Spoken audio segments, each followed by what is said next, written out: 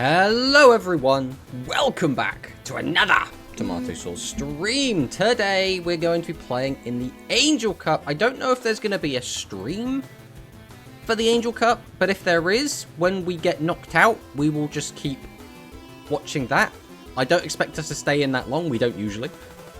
But I don't know if there's going to be a stream. I've been trying to look it up to see if anyone said anything about it, but no one's really mentioned it. So there's that.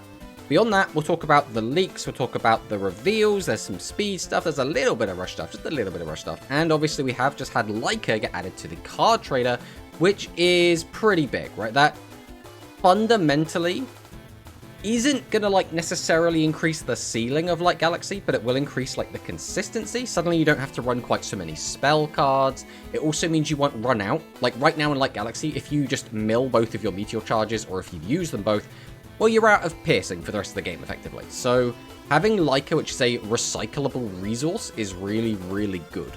So we'll see how it ends up performing, because at the moment, Light Galaxy is already the best performing deck in tournaments. So theoretically, this is going to be a buff. It's going to make the deck stronger. It's going to make the deck feel a bit more consistent. But like we say, the ceiling of the deck isn't necessarily going to increase. It's just going to overall be a net positive, right?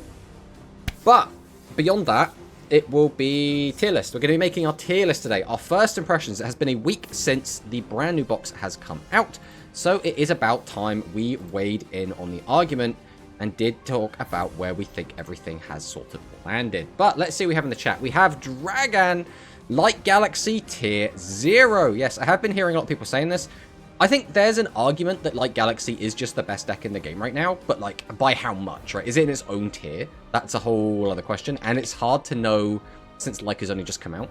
We also have How Genesis in the chat. Hello, hello, How. I hope you're having a great time, and I hope you're streaming later so we can raid into you when we're done here. We got Draco Kid, who's having a great time just quoting Galactica Oblivion at us. But hello, Draco Kid. Hello, hello. But we're in like a waiting period right now, because we do have the tournament, which will be starting in about 3 minutes, right? So one positive thing about this is, unlike last time when we had the Angel Cup and we were kind of waiting on new stuff, this time, because we've already got the new stuff, there have been a lot more people sign up. So we can go ahead and translate this. So we can see, we got Bismuth, we got Hikaru, we have Tensho, Neko Hand, we have Neo Road Yi. This, I believe, is a player that the first time I played against them, I think they were playing like Dark Magician. We got Gozu, we got Ra, everyone should know Ra, we got Prisoner Tomato, we've got Dolphin, Kaiser, Curry, Jasper's here, everyone should know Jasper. We've got Shizuri, everyone should know. There's Squid Flower, Ika Flower. Since Ika is playing, I suppose it doesn't really make much difference. Ika usually plays. Bumpy, Juan, now. Bacon Tomato Field. Why are there 3 tomatoes in this tournament? What's going on? Why are there 3 tomatoes? Ursus is playing. Monosync is in. Monosync, guys. Monosync's playing an Angel Cup. We got Kyo. We've got Wery Suit, Lion, Shadow, Moral, Giorfio. Giorfio's playing. Speaking of which, Giorfio's in the chat. Hello, hello, Giorfio. We also have Shui in the chat. Hello, hello, Shui. A skilled Umi can beat any Light Galaxy. I don't know about that. I don't know if I agree with that statement. I'm expecting all of the Oblivions. I'm too busy working to play. Well, the trick is just make playing work, right? Because I do technically make money from playing this game. So, like, although it's not like my primary source of income, I could make the argument that I am working right now, right? So, there you go. That's all you need. That's all you need. 3 tomatoes, they want to be you. More stuff, more people, that's pretty good. I mean, in general, the last time there was a Angel Cup, I believe it had, like, 14 players. So, it's not looking good. But now we're up to 38 so far. So, it's looking really, really good at the moment. 37 players in Angel Cup, exactly. We had Dwan in the chat. Hello, hello, Dwan. We can see that Dwan has also signed up here. Hello, Hikari. Also, congratulations, Hikari, on finishing top 5 in the Nanao point battle. We'll have to see if you can carry that over to the Angel Cup. It does look like the tournament has begun. Let's see if the brackets are up. As always, we need to prioritize making sure that we are communicating with our opponent. Hikari versus Bismuth, round 1. No! Where are we? We are against Shizuri. And then we're in Monosync's bracket. I don't think we're going to make it to Monosync, but we'll give it a bash. We'll definitely give it a bash. We'll see what happens. But first things first, let's communicate with our opponent. Is Shizuri English? I'm pretty sure they're English, right? Shizuri, they play in the English tournaments, they speak English. Because, like, I don't want to, like, translate everything to Japanese if my opponent doesn't read Japanese. If I'm Google translating to them and then they'll Google translate it back at me, I'm like, what are we doing here, right? How do you know, Stalker? Because I was playing in it, Hikari. I was playing in the Nanao Point Battle. We had a great time. Tomato exposed. Oh well, it is what it is. It is what it is. Can't even simp for someone in privacy.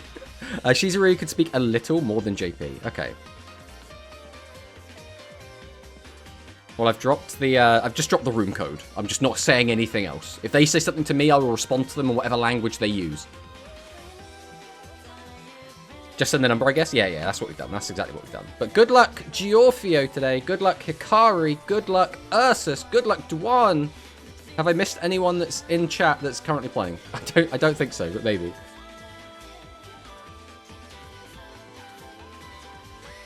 They can speak English more than you can speak Japanese. I mean, yeah. Everything I know of speaking Japanese is basically just from watching anime. So, like, I can speak weeb. That's about it.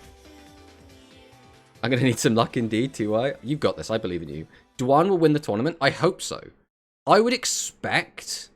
So this is one thing, right? The Japanese tournaments are usually really strange. And what I mean by that is usually, like, the Japanese tournaments happen... And they have, like, they make it look like the meta's going to go in one direction, and then the Western tournaments happen, and then it goes in a completely different direction. So, like, it's really, like, meta-wise can get really funky, so it's going to be interesting to see what actually happens there, because we would expect Light Galaxy to be dominant. That's what we've been seeing in the Western tournaments, but we'll have to see if they do seem as dominant over here as well. Watching anime to teach you Japanese language, weeb talk incoming. Now we didn't try to learn Japanese from from watching anime, but we just watched a lot of anime. That's all it is, right? He always wins Japanese tournaments. Yeah, I've seen Dwan win quite a few of, like, the speed Japanese tournaments. We'll see what he does. We'll see how he does. Tournaments are just like Galaxy, so I win. I believe in you. I believe in you. I do think Light Galaxy builds will use 3 Leica if they can. I would expect so. I don't see why you wouldn't. The one issue I could see Light Galaxy having at the moment is just an inability to have a lot of ways to recycle. Right now, like, it's what? Is it just Eternal? I'm trying to think. I haven't, like, brewed with it yet. Oh, it looks like we are against the Sevens deck. We are going second. Let's see if we can make something happen here or not. Again, what I would really like to do is stream the spectating. But it looks like, again, there is no stream for this tournament, which is a bit sad. Okay, we're going to set 5 pass. So we do have that live. We could go for the Cataphract play. Discard 1 doesn't really increase our odds much, but it does mean we can get that back. If we do get a mill 3, we could get in for some damage. Like, getting in for a chunk is probably what we should be trying to do. The alternative is that instead, we just go for the lava, mill 3, and hope we draw into another boss. If we find a Cataphract, or if we find a Cryosaur, and then we can get it back with a Cataphract, that is huge. But it's a bit high roll. But I think at some point, you just have to kind of high roll, right? So let's start with this. We'll go Meteor Lava first. No delay. We'll go Cataphract. And then we'll go Globule. We'll go ahead and activate Lava. We'll see what we hit. So we did hit a Cataphract. Oh, we did hit a Cryosaur. The only issue here is, at the moment, We haven't hit a spell trap, which means we could... There you go. Unfortunate. It's a good thing we kept this in hand, though. So now we are going to go ahead and just tribute both of these.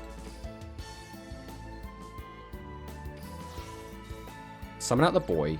Activate his effect. We'll just hit 3 monsters. There we got 2 monsters. I mean, 2 monsters is still, like, okay, right? So this is spellcasters, which means there's a good chance these guys could have 1400, so I think we are not going to risk it. Now, they were both 0, but doing it this way, we still get 3500 damage in. The maximum we could have got here was 5000, but 25 is still a really nice number for them to be on, because it means killing them shouldn't be too hard. Now, we just need to survive this turn. Now, on the flip side, we have got rid of all of their monsters, which means they could quite easily make a strange witch play and absolutely donk on us, but we shouldn't get OTK'd from this position. We'll have to wait and see. Just Eternal, yes, but that's never been an issue. I mean, you're not wrong. There is... Shiguma streams it. Who is Shiguma? Do you have the stream? And if you do, could you DM it to me? So I don't know who Shiguma is, and I don't know where Shiguma's stream is.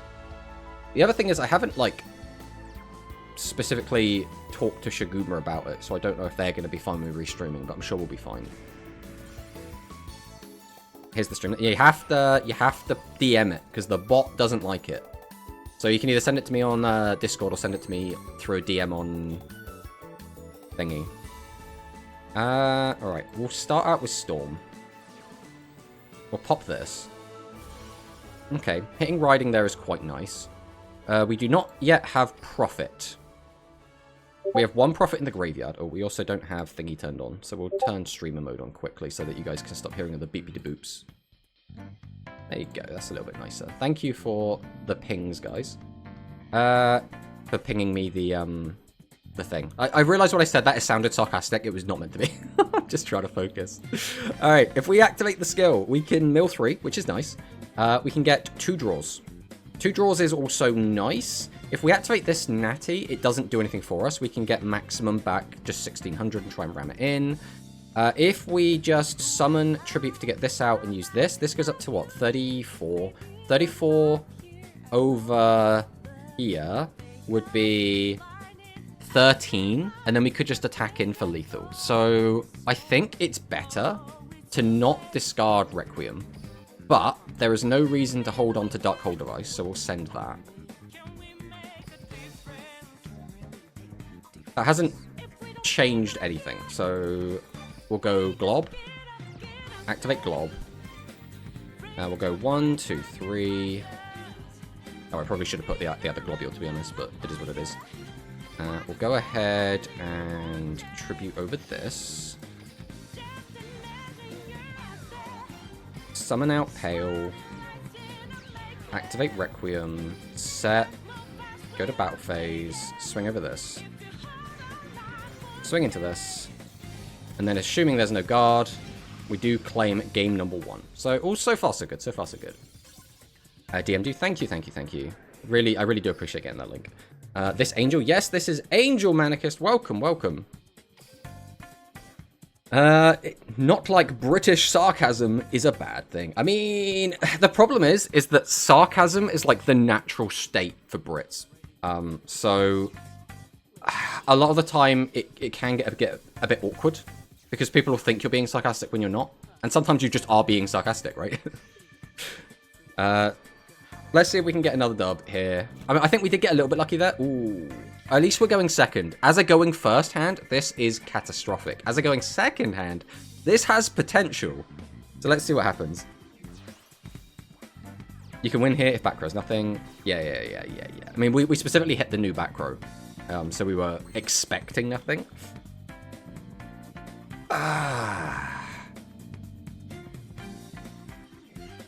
Okay. I think... The question is, do we... Because right now, going into the big guy doesn't do me much good. We also don't have a way to get him back. If I mill... We'd have to draw a second body. We could get one in the graveyard. The question is, do I send Fusion, is the question. I mean, as is, it's gambling either way, right? Because if I just send one Cry, I have to get a normal summon in order to really do much of anything. So I think we are going to gamble here. Worst case scenario, we can still make like an okay board. Okay. Okay. So this actually is pretty good. There's no reason to do anything else. So we'll go Globule, Pale. We're just going to tribute both. We'll go Prophet. We'll activate Prophet. Put these three back. Grab this back. Then we just straight up activate the Fusion. Into Theagonia. This way we maximize the chances that there is just, like, the number of monsters in our deck are just more.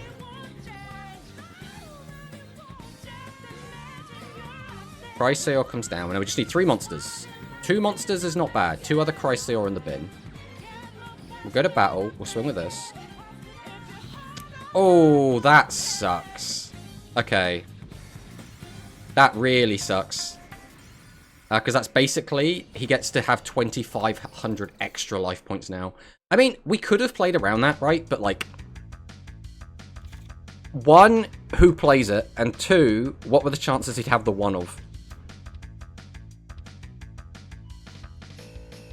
Again, we're in a pretty good spot. We've got a lot of attack points on the board. Clearing this isn't the end of the world. Like, he probably will find a way to clear this. The question will be, can he find a way to kill us through this? Which is unlikely. The big linchpin here is Pale Rider. Pale Rider having 0 defense could get a little bit scary.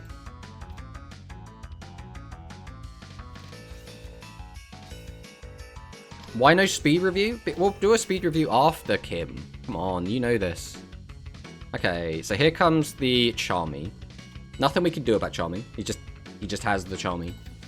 So that's 2,800 damage at the moment. But still, getting more damage through the rest of this is not going to be easy. Like, again, clearing this board shouldn't be that hard. Actually killing us should be the hard part. So then it's going to come down to what we draw. We have got 3 bosses already in rotation, so there's only 2 left in our deck. So if we do draw both of them, we're kind of fine. So, like, drawing bosses or not drawing bosses doesn't really matter. It's really going to come down to, like, do we find Profit? Because if we just find Profit, we're probably going to have a play. It's going to have to go for another small guy. Speed review is after he loses round 1. True. Well, if there's a stream on, which apparently there is, we'll do that. I don't know why. Is there a reason Apaki isn't streaming, by the way? Does anyone know that? Or is it just like, you know, Shugimura, or anyways, Shiguma is streaming just instead just cause. Right, Paladin's going to get reasonably big. Oh, are we not going for the piercing? We're just going to casually clear the whole board? I mean, that's fine. The chances that I get a 4,300 is 0, so leaving a 1,300 face up doesn't really matter from this point. If, again, if the Pale Rider had been able to clear over the monster, he couldn't have done this, right? He would have had to leave us with a guy.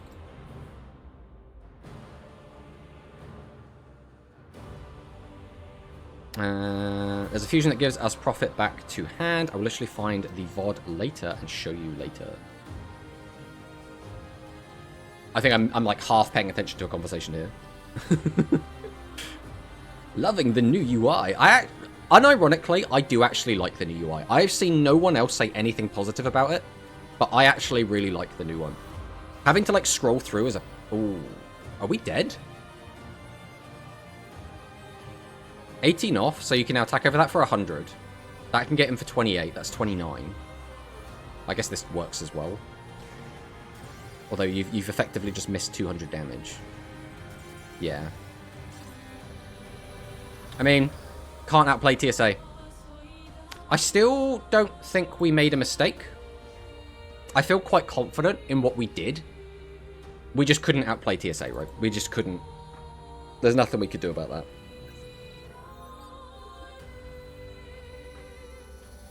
How do we have a leftover card? Don't worry about it. You like the new UI? The new UI is more practical, right? It might not look as nice, but it's better to use. Like, it just is. Ooh. This is a turn 2 hand, guys. This is a very turn 2 hand. This is not a turn 1 hand. Yep.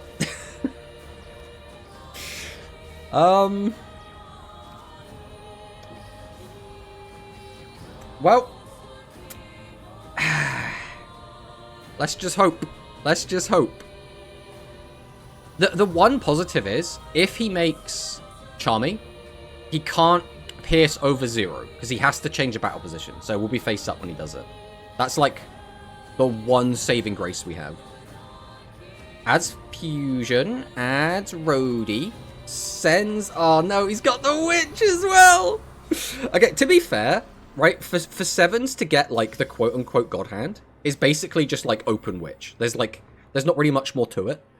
But whenever they do open Witch, you're like, ah, you got lucky. When in actual fact, it's like, you found one of your 3-ofs, it's gonna happen a lot. But I still don't have to like it. So what, we're gonna fuse these two together. Change this to attack position. Attack over for 12. And then we're taking this, and then possibly whatever is in his hand.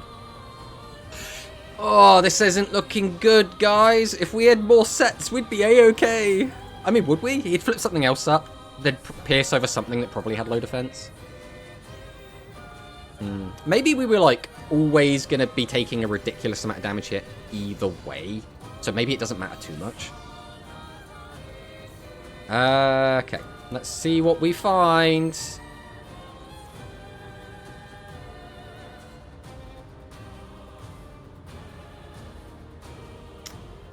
I think we always discard Dark Hole Device and Requiem, right? We then have to just find something that outs. Even if we got really, really lucky and we discarded just Dark Hole Device and got Globule, it wouldn't be live, so we couldn't summon both monsters anyway. I think we have to stick with Chrysaor as well, because it just has more options. Although Requiem can out Charmy, I don't think it's worth holding onto it. And getting the Mill 3 would also turn on other effects if we draw into stuff. So I think we do have to do these two. Oh, those are awful. Oh, that's so gross. That's so gross. So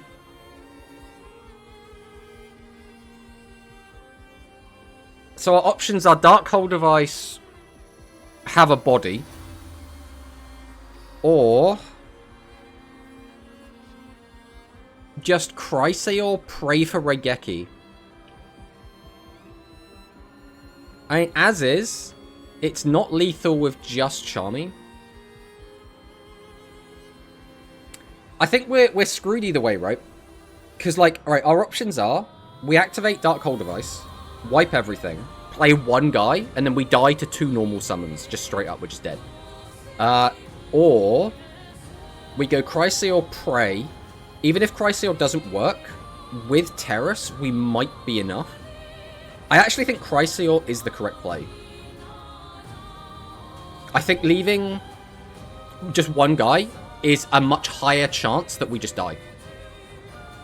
Does he run Cyclone? What, Ghost Cyclone? Yeah, he does run Ghost Cyclone. Tomato Dark Hole. I actually think Draco is 100% in the wrong here. I think Dark Holing is the wrong play. I think there is almost no reason to ever Dark Hole here. So we go 1, we go 2. We're going to Tribute. The chances that this Raigekis is so low, but if it does, we're in a fantastic spot. Alright, that's fine. We've still got the 2 attacks, which is what we wanted. We go to battle, we swing over this. And we swing over this. I think this was the highest chance we had to win, rather than, like, not lose. Let's see what he does. Let's see what he does. Charmy kills us 100%. What do you mean, though? Because, like, Charmy plus any normal summon kills us, right? But if we did our other play, any 2 normal summons kills us.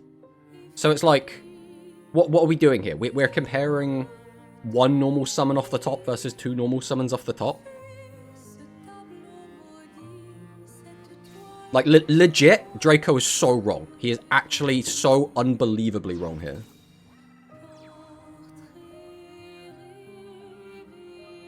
And that is going to be us dead anyway, so it didn't really matter.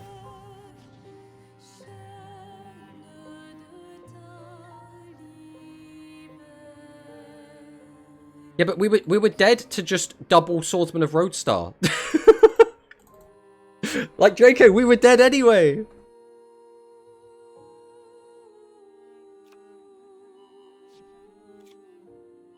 Like, the way that I look at it is, if we got the Raigeki off of Chrysaor, we just win the game, right? Any other option is we lose the game, right? So, like, the way that Draco's trying to, like, math it out is, if our opponent hard bricks really, really bad, maybe we can, like, do something, right? Whereas Draco's trying to, like, not lose, and he's like, oh, we'll take the 1 in 99 that we don't lose the game. Whereas I'm trying to win the game, right?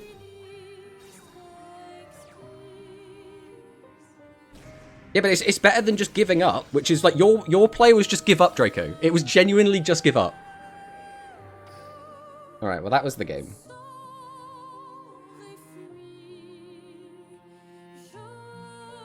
Because there, for example, all he had to do, if we, for example, just went into Pale Rider, which is the biggest guy we could get out, right? All he does, because we knew that he had this in his hand, is he just summons out 2 copies of Swordsman of Roadstar, tributes over 1, and then attacks into us and we die. We had no way to stop that.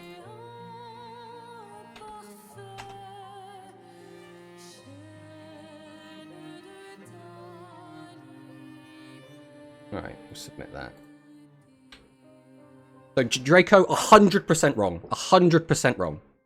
No, you are so wrong, Draco. You are so wrong. You are so bad, bro. You're so bad. Legit so bad. Like, legit, Draco loses there more often than we lose there. 100%. 100%. Alright, let's go and check out this stream, and then we can watch the other games.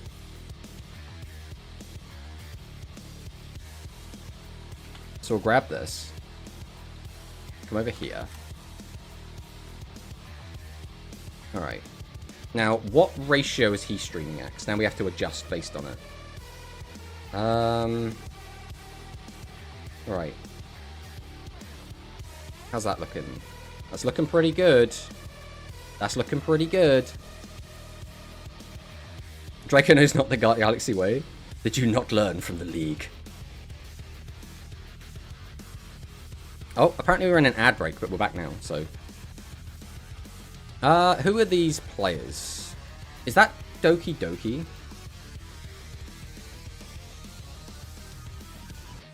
Alright, let's try and work out who's playing right now. So this is... these two.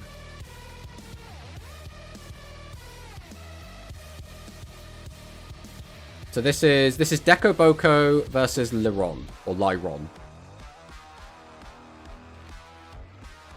Got OTK turn 2.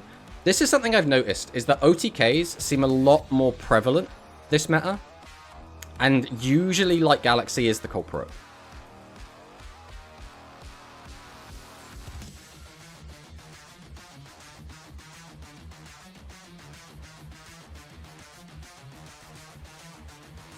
It is, I blame the skills. I think it's a... I think it's a really complicated... like...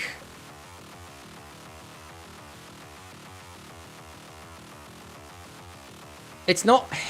Because of how the decks play, it's not quite as simple as, like, point at thing is reason. I think what it comes down to for me is that the Light Galaxy deck is just overly... consistent, right? And because of that, it feels really, really good.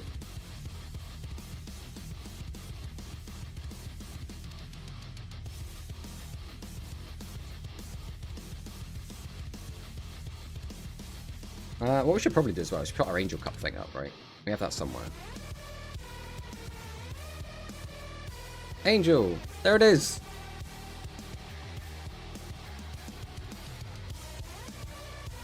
We should probably make... The issue is, as well, is depending on who's streaming, it's really hard to have, like, the matchup on the screen. We could try and, like, finagle it now. But it's going to be jank as hell.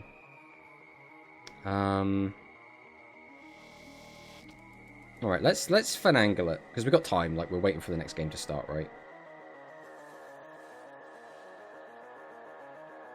So there's this. Alright, we need to...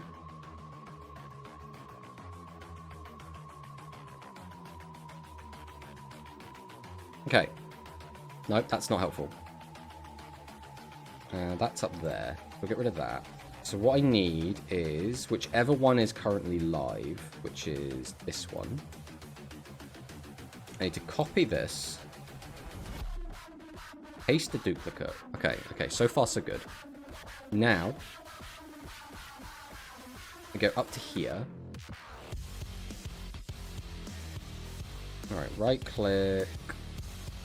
Transform, edit, transform. And then we're going to have to start cropping the heck out of this. Okay.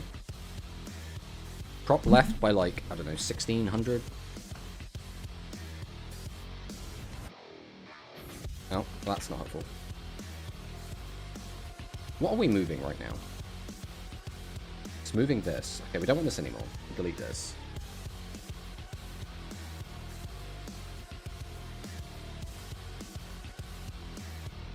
Why is it moving everything except the thing I want? Nope. Alright. I can lock that. What have we got? Grab now? Put that. Lock that. Now what have we grabbed?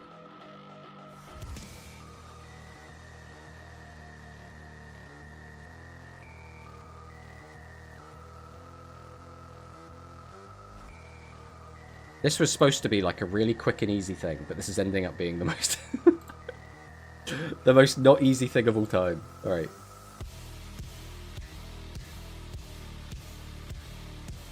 Have we finally got what we wanted? Nope. We're getting there. We're slowly getting there.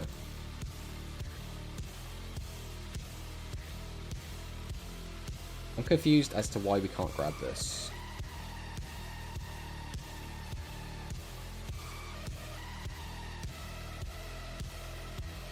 Maybe trying to faff with this, like, on stream is not the way to go, because this is just taking so much time, and I'm getting so little done. They ruined OCG, and they're going to ruin Duel Links for sure. I mean, it can always get better. It could always get better. It could always get better. Pigeon rules. Less cards, easier to draw them, and they do a lot, assuming they don't give us the clearly bad ones. Yeah.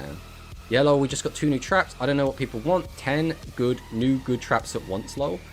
I think people wanting new traps is the shorthand way of saying, please give us more interaction, right? I think what people really want is just not to get OTK'd, because getting OTK'd is just never fun. So it's like, it's not please give us more traps. It's traps are the easiest way to give us more interaction, and I want more interaction. I think the best way, personally, is increase the life points, but... And the only way that increases interaction is it gives you an extra turn, sometimes, right? Which technically is interaction. Like, getting an extra turn means that, you know, I do a thing, you do a thing, I do a thing, you do a thing. That we're technically having a back and forth. We have interaction, just give us continuous effect monsters. I mean, that's not super interactive. It's kind of very static. People want a 50 trap deck. I'll take a 40 trap deck.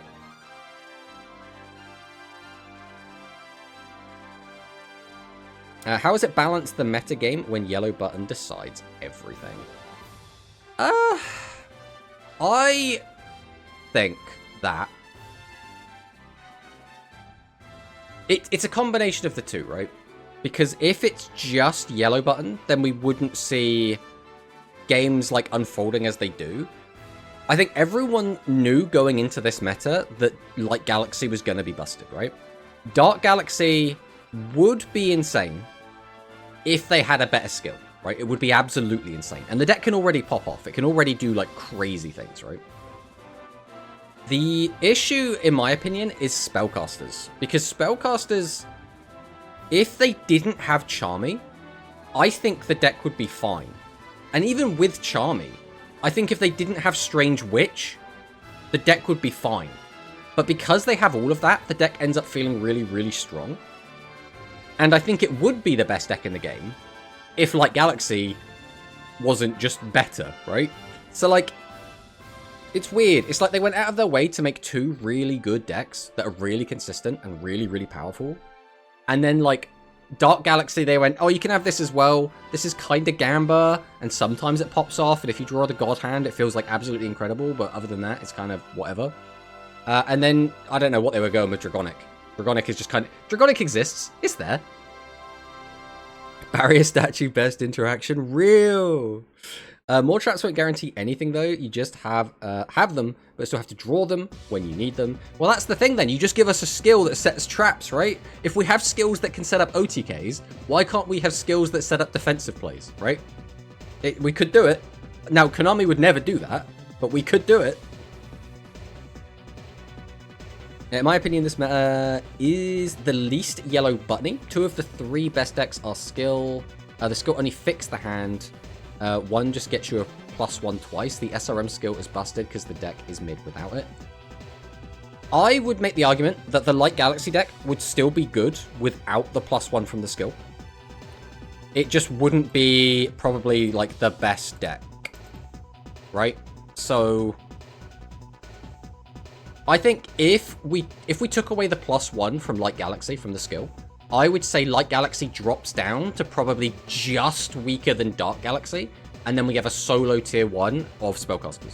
Like, as things are right now. That's, like, my take. That's not, you know, I'm not saying that's guaranteed exactly what would happen. That's just my look at it at the moment. The thing about the meta is SRM is super consistent, but Light Galaxy is more powerful, even if a bit more slower. But Dark Galaxy is strongest, even if slowest, but gets outsped by SRM, not letting it play enough for the win. Dark Galaxy can just, like, kill you in one turn. I've done it several times. The issue that Dark Galaxy has, in my opinion, is a lot of the time you don't get a turn to set up. Like, Light Galaxy can just kill you on turn 2 or 3 very easily. And I say very easily. Easily enough. So, a lot of the time you're like, oh, I'm going to set my whole hand pass, and then your opponent just kills you. And you're like, well, yeah. How is it not yellow button focused? I want to play my favorite decks. Guess I will just die by turn 3-4. Again, the yellow buttons do accelerate the game plan. But I think what Manicus is trying to say is the yellow button doesn't just, like, do everything for you. The issue is, it doesn't need to, right? It needs to do just enough to have the rest of the deck carry itself, right? So it's like, oh, this deck is, like, powerful, but you have to draw what you need. Okay, yellow button now means you don't really have to draw what you need. You're going to get what you want anyway, right? Thus begins the rock, paper, scissors game. I think this meta isn't super rock, paper, scissors-y. I don't think it's like X beats Y beats Z. I think it's more like rock and paper are both pretty good into scissors, but rock and paper have like a really weird matchup against each other where it really depends on the hand and who goes first. Another format, tier 0. I mean, potentially. Hello, Luis Fernando. Welcome. Tomato, could you bless my Lika drops? I pray to the Konami gods. Also a very loud vehicle has just gone by. I pray to the Konami gods that Toti's pulls, or Toti's trader, will be benevolent upon him and will bless him with Likas. So they do like speed, where they make the skills give you monsters, etc., and the deck can just be loads of spells. Well, I mean, like, 7s is kind of that, right?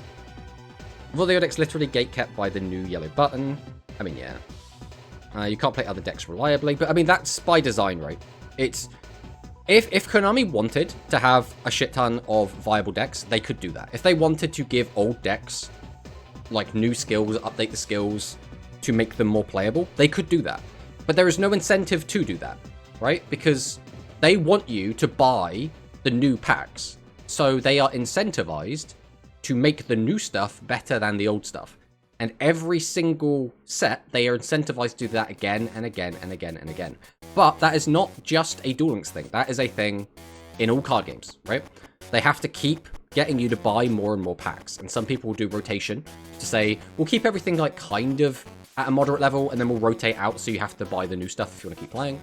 Or they'll power creep every single set. And it sucks. But that's card games, right? That's unfortunately just card games. I thought that was a real wet Trump. No, it was a, I think it was probably a bike that went by, but I don't know. Tomato, can you bless my brain? I want my IQ to be double digit. I would say, Draco, it would be shocking if your IQ wasn't double digit, so you're probably already there. Does that new card trader card change up the Light Galaxy deck a lot? Yes.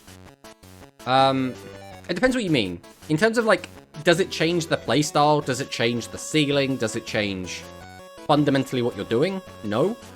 Does it change, like, the way the deck feels? Yes. Because you can now play, like, less spell traps or different spell traps. You can now, like, your deck building will be more comfortable because you don't have to have, like, 3 fusion plus your, like, your back row hate plus the important trap cards you need and the meteor. Like, you can now, like, have a bit of room to, like, play, right? Rather skills, just mulligan or that do everything. How good is Lika for, like, Galaxy? Just curious because I can't play the deck. It's pretty good. It is pretty good. Again, it doesn't, like, the deck isn't going to suddenly be drastically different because you've got Lika. It's not, right? We already have Meteor Charge. But it is going to mean you now have Meteor Charge on legs, which means drawing Meteor Charge early and just having to set it and not really do anything is not going to be a thing. Now you have a monster that you can set or tribute it off or do whatever you need with it. You can recycle it back into your deck, which means now you don't get that awkward feeling of, oh god, both of my Meteor Charges are in the graveyard. I now need to wait for my opponent to play attack position monsters or I can't play the game. That testing we can't be sure, but we believe it's very good. How about not allowing them to search Mulligan the original game does? So you're not wrong, Mono, but, like, they have skills in Duel Links for a reason, right? The whole point of skills is to say this isn't one-to-one the original game, right? Even if you look at Master Duel, as much as that is a lot closer to the original game, it is still not a one-to-one to OCG format or TCG format. It is still its own format. And that is very deliberate because they want to offer not just an online version of the game, they want a different version of the game that they can justify monetizing heavily, right? Basically replaces Meteor with a monster that's a body, it does the same thing. Exactly. This is Duel Links. Theory about skills. You can play about the game and the skills they're going to do with the mechanic. I mean, that's the thing though. When Duel Links is doing Duel Links stuff well, you can tell, right? I think the Spellcaster deck is sort of Duel Links done well, which is cards that never really saw much play actually doing something. Like Charmy Witch was never like a meta threat in the OCG. In Duel Links, goddamn, it's a meta threat. That thing's really strong. So, like, by releasing cards earlier and giving them a skill to make them even stronger, they can do stuff like that, which is cool. This is kind of unique, right? We haven't had this sort of thing before. We should be happy with the skills on doing everything at the moment. Just Mulligan. Imagine what decks could have been like if the skills were like Gaia. I never complained about the skills in this game. I'm literally talking about the skills are breaking the main concept of the original game. Kind of. Like, I'm not gonna say you're wrong, because I don't think you're wrong. Fundamentally, they're kind of two different games. And obviously one is sort of a bastardized version of the other, so you can make direct comparisons, right?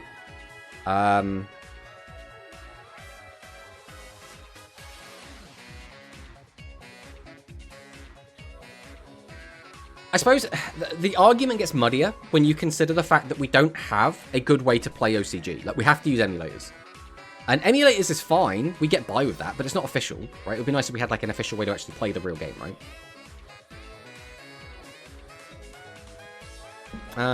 Alright, Meteor can be removed, and it's a body. That sounds pretty good. I sure love OG Rush more, and I'd like to have a sim. But for now, this is all we've got, and this is how we're going to take it. It's not hard to get using cards from the original game, not designed for these broken skills. I mean, that is also very true, right? Some of these cards do get a lot stronger with the skills. And some of them are also, like, some of the skills are just like, could you just change this just a little bit? Like Gaia Matarian, like everyone knew that was going to be a problem. Everyone knew. Then it came out, it was a problem.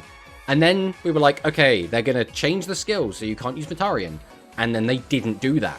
And we were like, how are you this brain dead, Konami? This is also, it's free, right? You gave this deck out for free. So there's no monetary incentive for you to have this be the best deck. If anything, it's hurting your bottom line. So why are you doing this? I don't know, it's very strange. It's very strange. You need to play burgers? What, the like Nouvelle stuff? Or are you talking about the Hungry Burger stuff? Because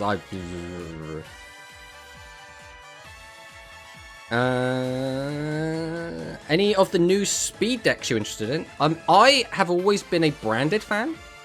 So out of all the new stuff, probably going to continue trying to get the branded stuff. It's like Shadow. It's not really new, but it's getting new support, right? Like, Nouvelles, I think, are cool. I don't know if I'm, like, super into Nouvelles. Fun of the format is seeing what changes. My fun is to play a lot of different decks, which this game will never provide. I think that that is true. Realistically, Duel Links will probably never have a format that has more than, like, 6 realistically playable decks. We have had formats in the past where we have had like 6. I mean, even when we have 6 playable decks, right, they're still very clearly like a tier 1, a tier 2, and a tier 3, right? Now, tier 3 decks they can win, but they're going to really, really struggle. Now, if we're talking about just like decks that are formats where we've had a tier 1, a tier 2, and a tier 3, like we've had up to like 9, maybe even 10 decks be in a combination of tier 1, 2, and 3. But, like, again, we could get that again. Like, there's always a chance. I don't know. There's a gap between not liking skills and not liking add from outside of deck / tutor type effects. Yeah. No, not branded. Anything but branded. So I like the pure branded stuff. Like I'm not a big fan of, like, the puppet lock stuff. I'm not a big fan of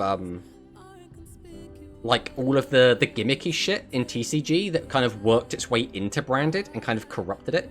I like just the pure version of the deck, right? I think like Mirror Jade is cool. I think Albion is cool. I like Albaz, right? I like that sort of shit, right? I don't really like the floodgatey stuff.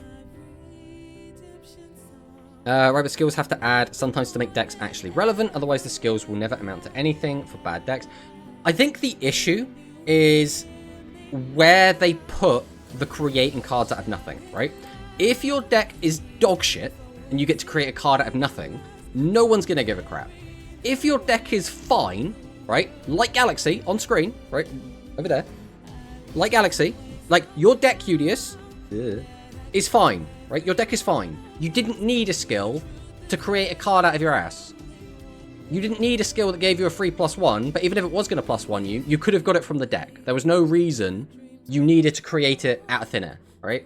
So that's like an example for me of like, why are we doing this, right? Like, again, you didn't really need the +1, and if we're insistent on giving you the +1, why are we creating it from outside of the deck? There's not really a reason for that I can see. Like, when it comes to the Spellcaster deck, that doesn't create stuff out of nowhere. It has to search it, right? So you have to kind of run, like, playsets of all the stuff that you want to use.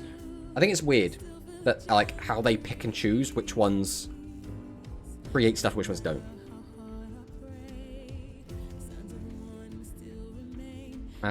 Branded is perfect for Duel Links. They can drip feed 2 cards a box from now until... Yeah, I mean, they literally could, right? I mean, they kind of done that with, like, Sky Strikers and, like, a couple of other archetypes. Like, we've got, what, more Live Twin stuff coming in this box as well.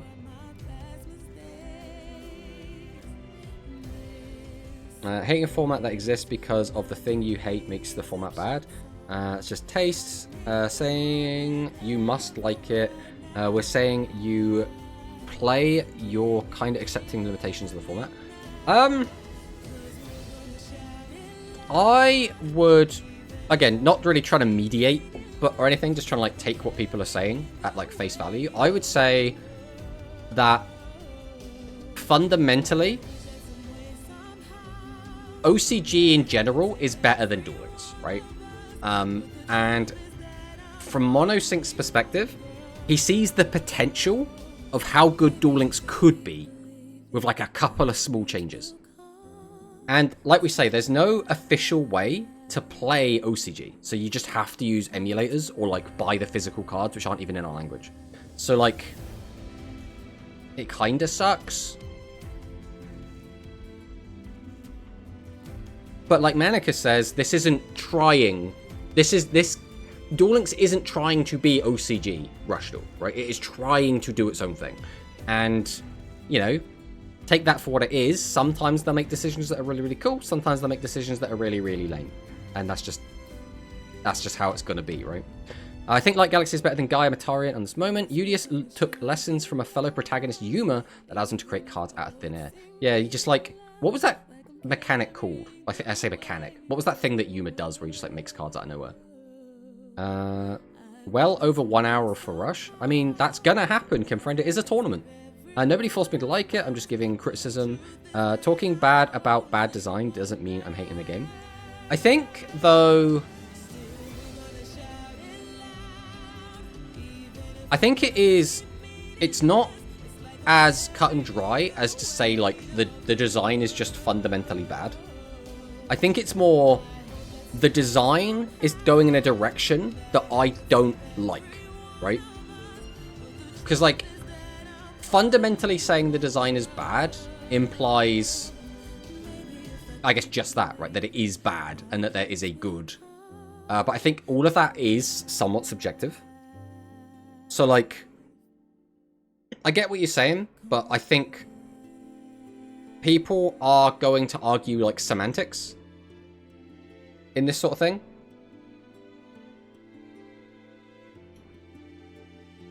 I don't think anyone here is saying Duel Links is better than OCG. That should be obvious, but we have no control over Duel Links, and I feel getting upset about skills or lack of cards at this stage clearly falls on deaf ears for Konami. We just got to enjoy the ride and hope to...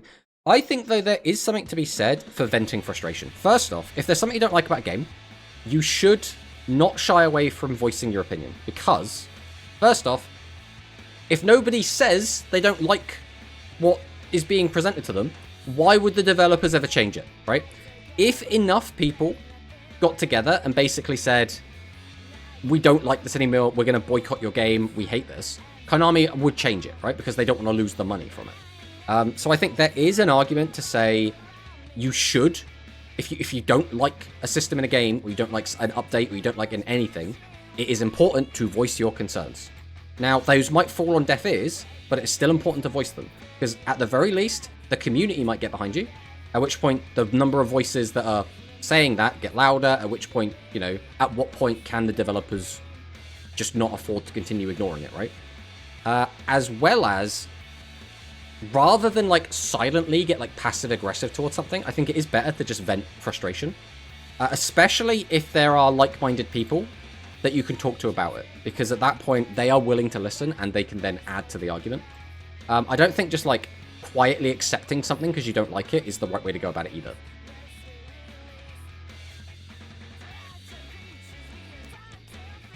I never said Duel Links is better than OCG or vice versa. I talk shit about OCG too. I will say, I still prefer OCG.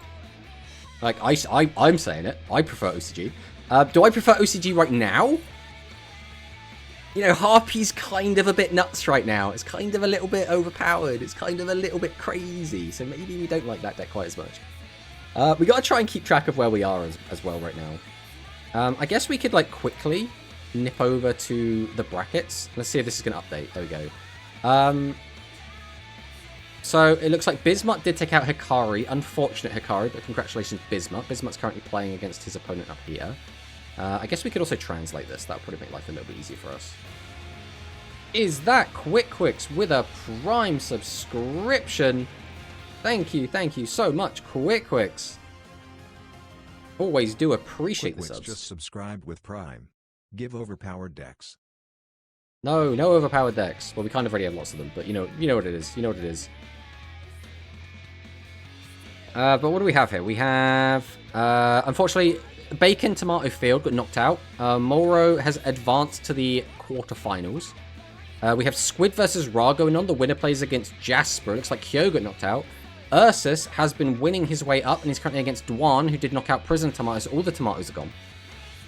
Who are we seeing here? Parko and Yama. We are seeing Bumpy play against Gozu. Dolphin has made it all the way into the quarterfinals already as well. Shizu, who beat us, did go on to beat Kaiser and is now playing against Tensho, who's the guy that beat Monosync. So, be interesting to see what happens there.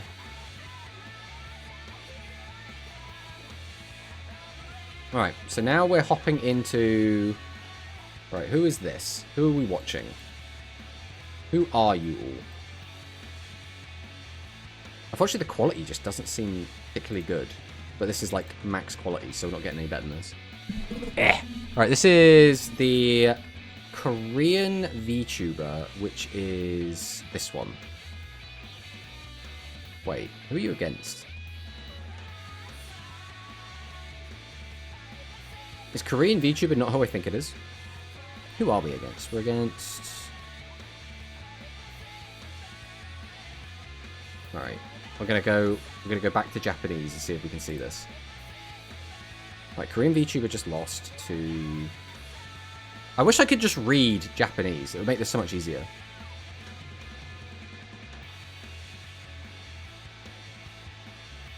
It's this one. Okay. Okay. So we already knew who had won this game. This is, I can't remember the name. Well, I guess I could just find out. That's not too difficult.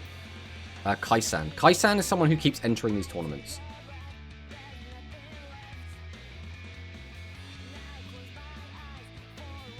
You prefer OCG? This is a surprise! Do you think they're ever going to limit the first extra deck monster, Harpies 1, 2, 3?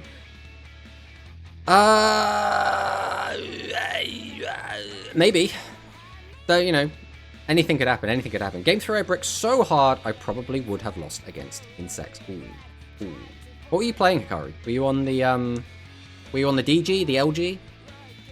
Losing to insects. I do prefer OCG because the variety in viable strategy. Sure, there's this meta in OCG. It feels like even a rogue deck is in with a shot after taking tournaments, even the usual stipulations of a little luck, etc. Yes, that was one thing. Before we saw Harpies rise to power, although there were clear favorites, right? You know, your Animagicas, your Harpies, your Heroes, those decks were always going to have the highest chance of winning, but you could still do well or even win a tournament with the lower tier decks, right? You could do really well with like Summon Skull, even some Red Eye stuff, like the Dinosaur Maximum stuff we saw do like okay. I feel like there were just a lot of different decks that could, on a good day, just win a tournament. As ER right now, Harpies are kind of a bit overly dominant, but before that, it was quite diverse. Tomato Bros. Oh, is this the guy who defeated me? It's Yuli Mia. Yeah. Unfortunately, we do already know, spoiler alert, Yumi Lia does lose this game.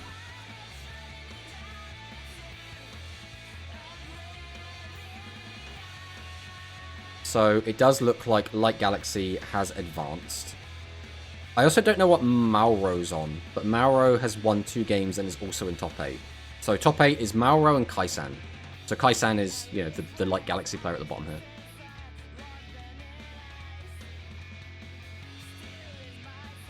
What is going on with this as well? What happened here? We were trying to, like, finagle this.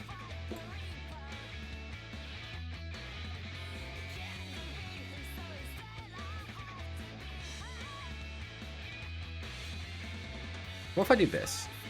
Aha, right. Right. What is... Oh, this is locked. Okay, what if I do this? Oh... Hold. Alright. Alright, we're getting somewhere. We're getting somewhere. Alright. So we'll right click. We'll go transform, edit, transform.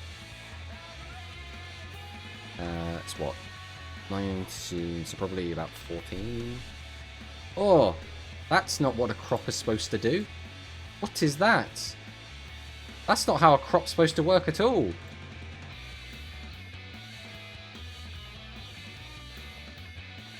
How is it messed up so bad?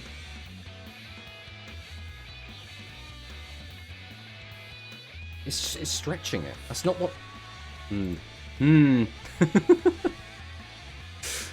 Okay. Oh god. So awful.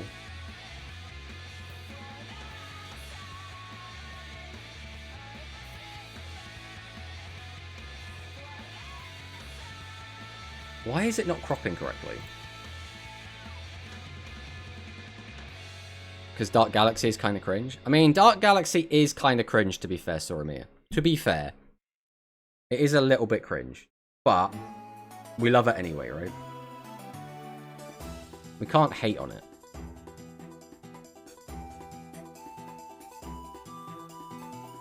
Could I actually crop this without it stretching? Look, why is it stretching? It's crop.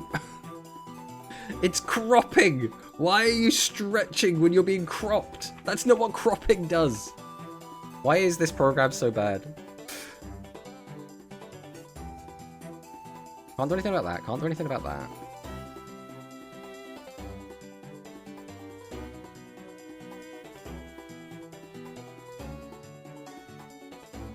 Man, there's just nothing to be done about that, man. I just wanted this. I just wanted this. There we go. We'll just do this. It's gonna look kind of jank, but it will get the job done, right?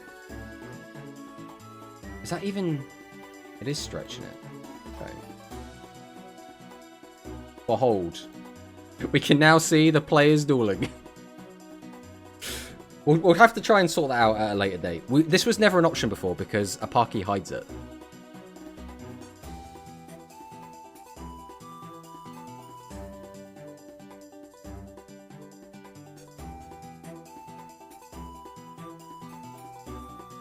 My pride is fine. It was LG. It's okay. You'll live. Nice, because they just kind of cringe. Yep, we are caught up. We're all caught up. And we are in an ad break, which is perfect. So we were just finagling all of that while not in an ad break.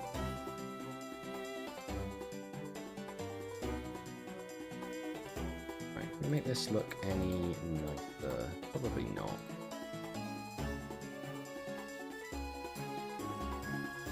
But we do have Bismuth versus...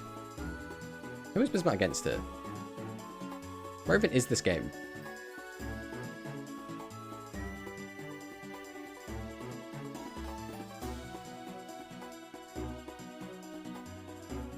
Oh, this is Bismuth versus Now. Okay.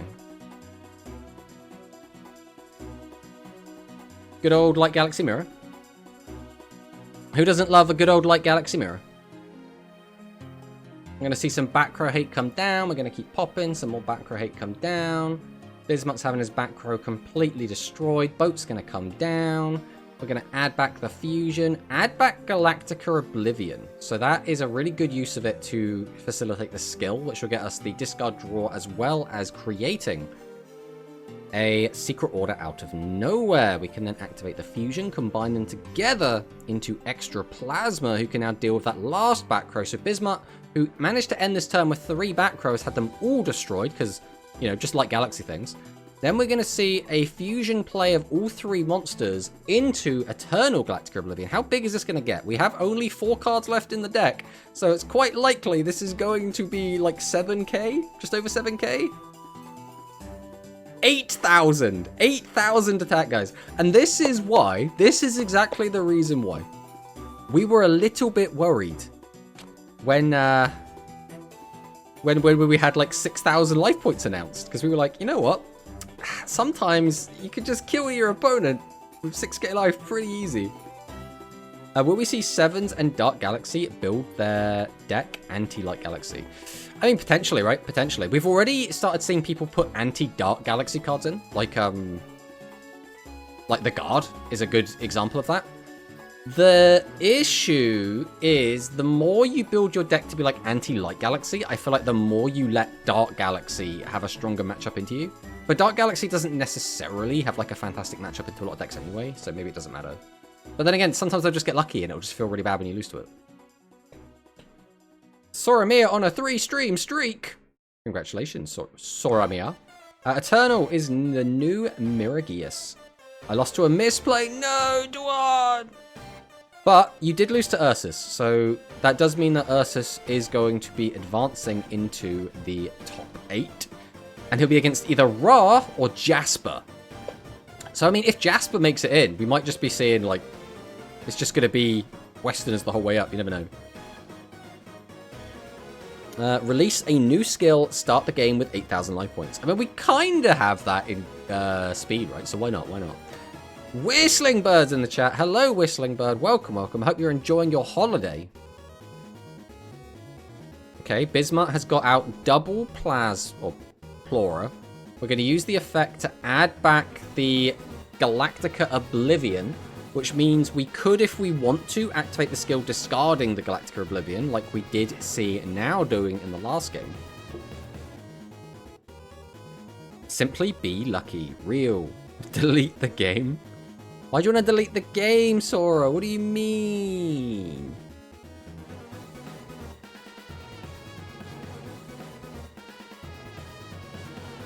So Plora effect is going to be used again. So we know we have the Galactica Oblivion in hand.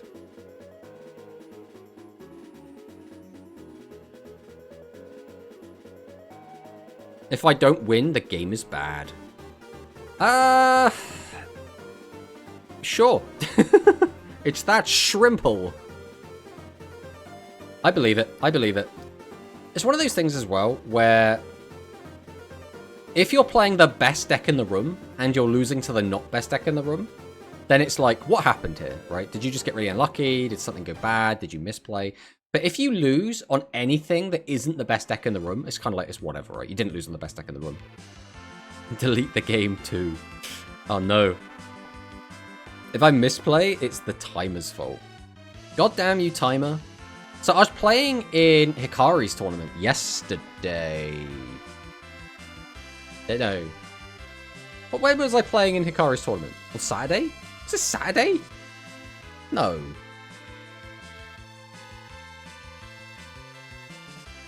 What was I playing in? There was a tournament on someone.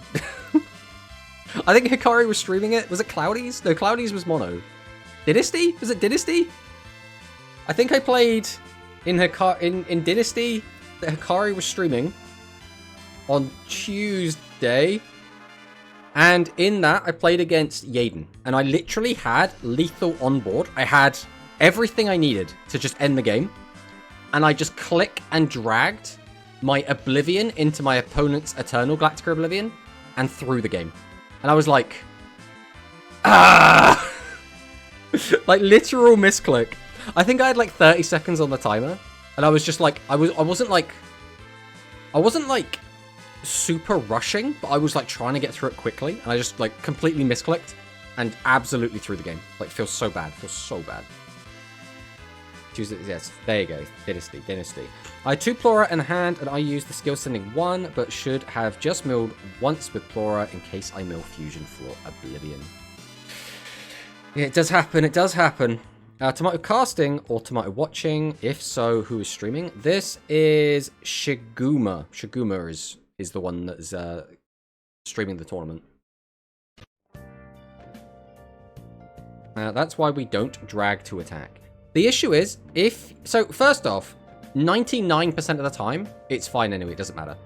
And second off, if you click to attack, that's extra clicks, which requires more time. So it's like, you need to rush more!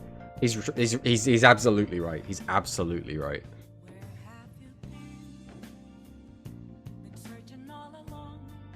Super what? I've completely missed what that was for. True. Hello, Serena. Welcome. A drag and attack is the way.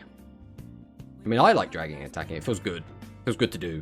By the way, I drew Oblivion with the skill, so I got punished immediately. Oh, no. It is a shame. It is very much a shame. This game, by the way, this is the last game of top 32. No, top 16, still going. No, this is a top 32 game. There are people currently playing in top 8. This is a top 32 game. Bismuth is the slowest player in the Rushdoor community confirmed. Now, to be fair, Bismuth did have to play an extra game, but so did a lot of other people. Can you show your list? I cannot, because I'm not currently playing. But welcome on in, Electro Maga Warrior. stupid UI. How can I get back? Oh, you just can't. You just can't. What do I think about the new speed content? I think the new speed content's cool. If I like bring it up on my other monitor. There's what, Chaos Voltage? Let's have a quick gander and see if there's anything that immediately stands out. I don't really care about Evil Twins. We don't really care about Shadow. I don't really care about all the Chaos number stuff. Nouvelles, I think, could be cool. Obviously, there's all, like, the Dragon Link stuff. I think that could be interesting. I do quite like Dragon Link. I do like the branded stuff, so I'm probably going to be picking some of that up. That's kind of it. I don't know. For me, this box seems really underwhelming. I felt like the last couple of boxes were all really exciting. And then this one's come out and I'm like, this box kind of feels like a wet fart. There's not really much going on in here. There's like not even like a full archetype. Like probably Nouvelle is the most interesting. Like a lot of this is just like little bits of support for existing decks.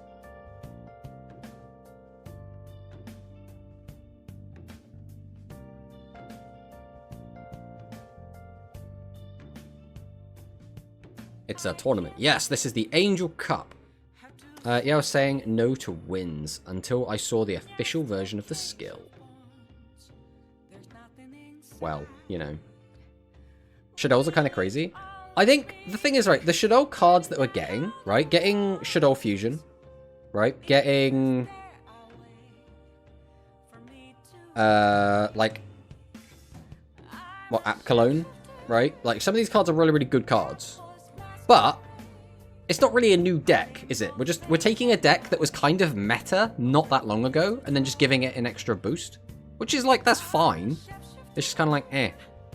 The number stuff is cool to me, at least. I have never really been a number player, right? I've never really engaged in any of those decks. I haven't watched the Zexal anime or the majority of it. So like, I just don't have any attachment to any of those. This one has at least 3 good decks. Yeah, but like, it's not... What I mean is, we're not going to see like a brand new deck come out of this. We're going to see decks that already exist get a new skill and a new like facelift, rather than like a brand new deck appearing. Like, it's kind of just Nouvelles as like the new deck. Cards that make decks tomato skills do. Here I got like 1 to 2 playable cards and became meta. Yeah, but again, I'm not saying... What's the best way to like phrase this, right? I think these cards and skills that have come out will change the meta. I think some of them will jump up and appear as a tier 1, tier 2, or 3 deck. Will the meta change because of this new stuff? Yes. Does any of that interest me? Not really. None of these are like screaming out to me as like, oh, this is really, really cool. And I find it the most fun when like a whole new deck is released and you get like the entire archetype, or like every single card you're going to play in this new set is all, or in the new deck is all from the same set. So you can like pull for a basic, like a whole deck from a box. And the only deck that seems to do that is Nouvelles, because there's like a big chunk of Nouvelle stuff. Like I said, the rest of this is all just like, here's like 2 Albaz cards, here's like 3 Live Twin cards, here's like 3 Shadow cards, here's like just another little sprinkle of this, and you get a little sprinkle of that, and it's like, that's kind of a boring box to me.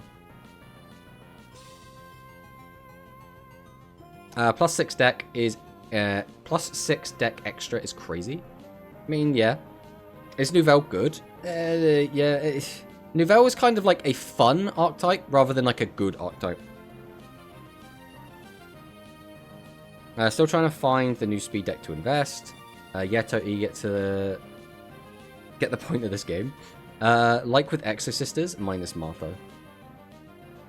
Again, I'm not a huge like Exosister person, so like even that in the last box, I was like, well, that's the boring deck. I was like, Ancient Gears, yeah, Ancient Gears. I like machines. I like Ancient Gears because I have like GX nostalgia.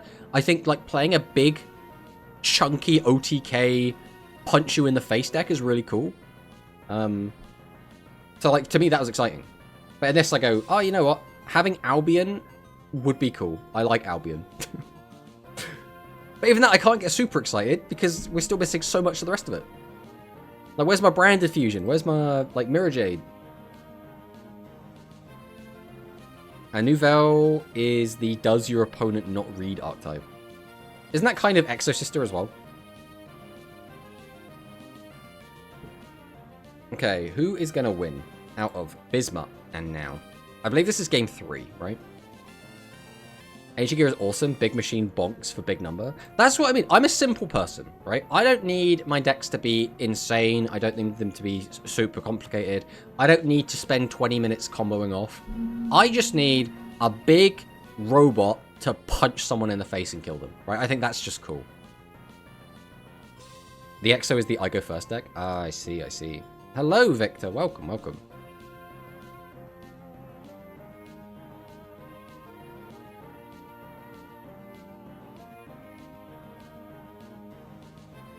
Don't get me wrong, though. I do also like a complicated deck. And especially with the timer change, I'm like, I could play a bit more of a complicated deck now. My issue with playing complicated decks is just how long it takes for me to play them. Like, I have to do, like, a little bit of thinking. I have to, like, judge what my opponent's got, judge what I've got, see all the different possible lines, and then actually execute it. And I'm not the fastest at doing any of those things. So the timer change helps me out quite a lot. No thoughts, just kill. Meteor Charge in Transam Lika economy. Well, everyone's only going to have one, right? I don't think you take out all of your Meteor Charges for your one of Lika. I just realized that with Abyss Splash release, we got 6 out of 7 ruin numbers. That means nothing to me. I have no idea what a ruin number is. He didn't get one from the trader. Bruh. I know, it feels bad. People not manipulating the RNG to get 2 to 3 Lika. You did RNG, Manlip? Come on, bro. That's not fair. Most people don't even know how to do that tech.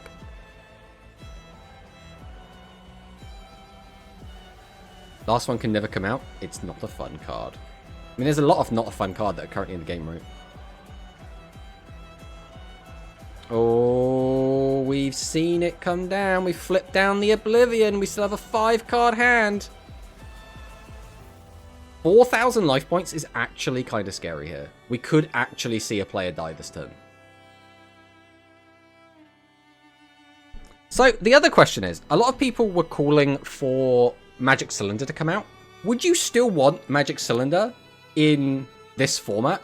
Where, like, your 6,000 plus attack Galactica Oblivion or Eternal Galactica Oblivion could just, like, get shot back into your face? I don't know, man. I feel like if we had Cylinder, games would just be over because lol Cylinder. Which I guess you could make the arguments that, like, games at the moment can be over just because lol Eternal Galactica Oblivion. So, like, future world champ there. I hope that you get to go to World Sora. I don't know if you're, like, going to seriously try this year, but, like, I just want, my ideal would be there are 16 people, or 8 people. I think it's 8, right? It's 8. If 8 people go to Worlds and I know who all of them are, that is the exciting thing for me, right? I would like people from this community or people, like, adjacent to this community to all go through. 7 strong numbers related to the Emperors, Mizar, Girag, Vector, etc. And that's what they are. I see. We need Giant Trunade in this game? No, we don't. Never. I still think NA is better. NA is really good, right? But Magic Cylinder oftentimes just reads, if this goes off, you win the game. And I think it's too good to not have, right? Because the thing is, even if you don't do all 6,000 all at once, all you have to do is get, like, one good slap in, and then you're just threatening lethal constantly, right? Resolving NA against the big Oblivion also wins the game. I mean, again, it can. It doesn't always, but it can. It definitely can. 100% can. Hell Trunade was banned for a reason. Graceful Charity Bros one day. I don't even know if Graceful Charity matters as much in Duel Links, you know. I actually think, in a lot of ways, Pot of Greed is better in Duel Links because the skills sort you out a lot more than they do. Then obviously you don't have skills in OCG. Something like 7 Sesso with Cylinder would be very scary because they deal so much damage already with Cat. Yeah, I mean, that's the thing, right? All you need to do is get one good hit in, like 3k, 3.5k, and then that's it. The game could just be over at any point. Hey Trunade is a different card. I remember back when people would abuse Giant Trunade in TCG.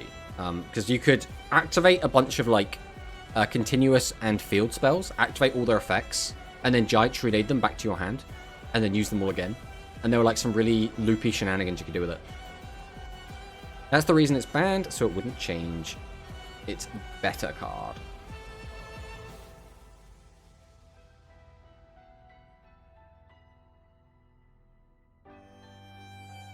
I hope we get Ultra Assistant with the Maddox rerun. Ooh.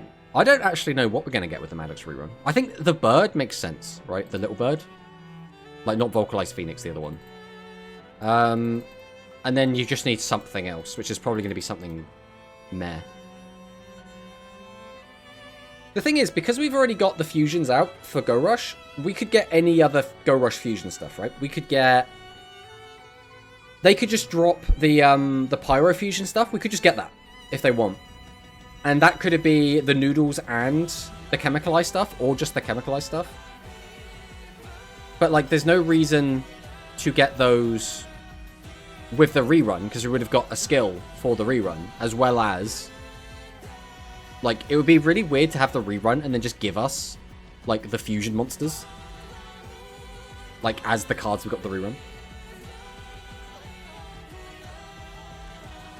Don't give us the Darkness fusions. I mean, they could, right? They could do whatever they want. They could literally do whatever they want. But I would assume that we're going to get the maximums before the Darkness fusions, but who knows? Who knows? Like, legit, they could do whatever they want.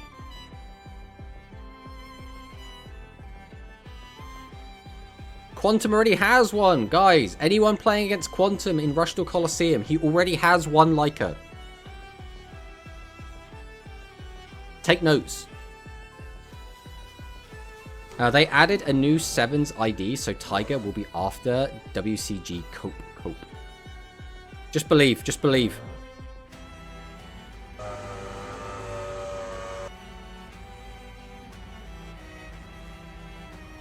Did anyone hear that, by the way? Someone's like... It sounded like they're sawing something outside. Yeah, can you hear that?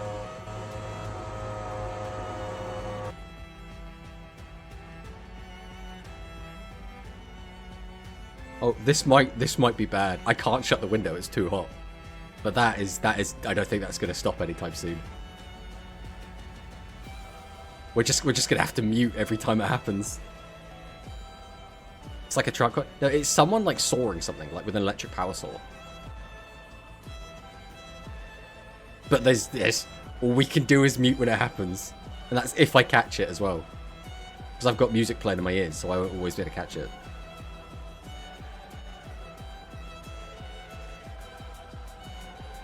I thought that was someone groaning. It was me!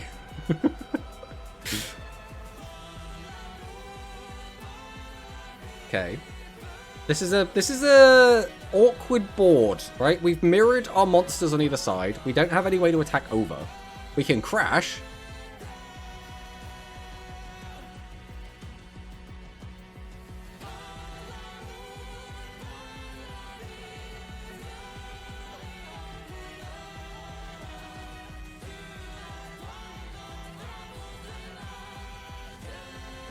I've just got my finger on the mute button ready.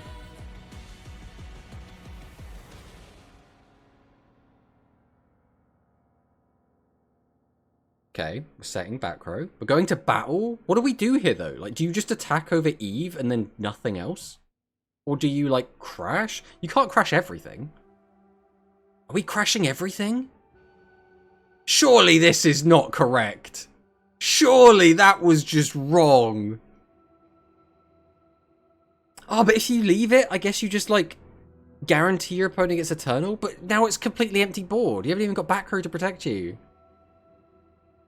Oh, I don't know. Maybe this was, like, damned if you do, damned if you don't kind of situation.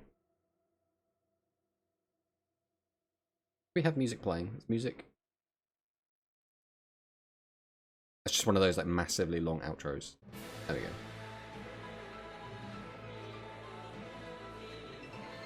Bismuth win this? I don't think Bismuth could lose unless he has drawn like the worst hand of all time.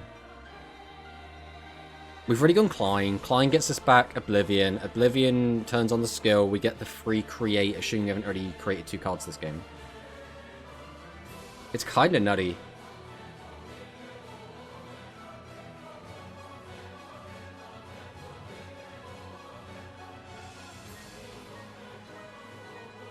Okay. We discarded Fusion and Oblivion.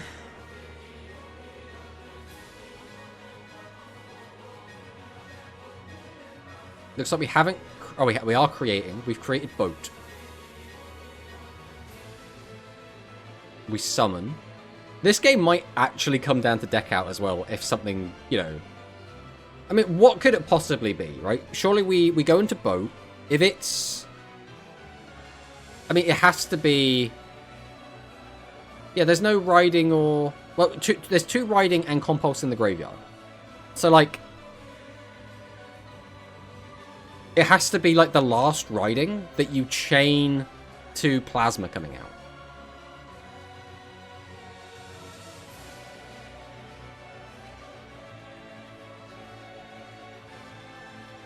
Dwan is a smart boy, so helpful too. What is... Where's that coming from? What did Dwan do?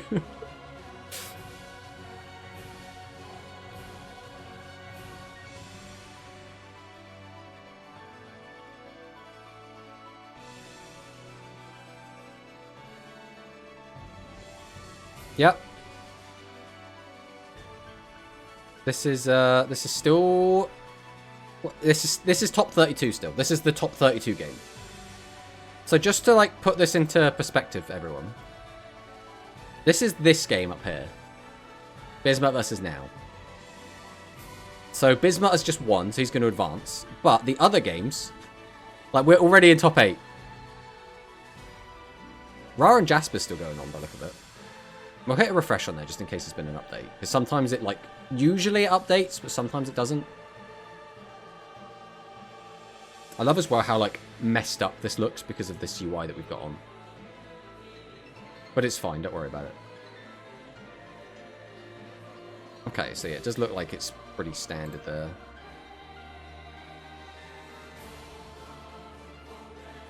So now we wait. We wait for the next game. Hard fought. Real and true. So now we're going to have Bismuth versus Alakuna. We've got... Ra versus Jasper is still going on, the winner of which plays Ursus. And then in top 8, we have Yama versus Gozu and Kaisen versus... I don't know who this at the bottom is. It's definitely someone. Whoever beat Shizuri.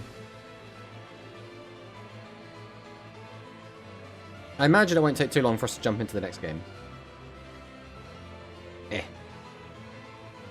Jump forward a second.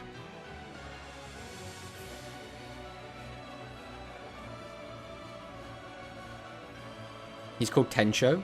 Oh, that's Tensho. Right, right. For some reason, his name hasn't been translated. I'm using like an auto-translator. But it just decided not to translate him.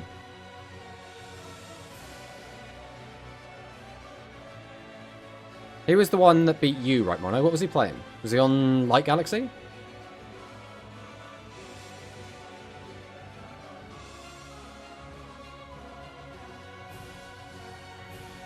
Oh, we're going into Ra versus Jasper. So the winner of this game is going to be playing against Ursus. Obviously, Jasper is kind of from the Western community. Ra is quite a prominent figure over in the Japanese community. Let's see who wins. This is a Western versus Japanese game. Both players playing Seven's Road. Tensho's playing Spellcaster. Oh, I see. So, okay.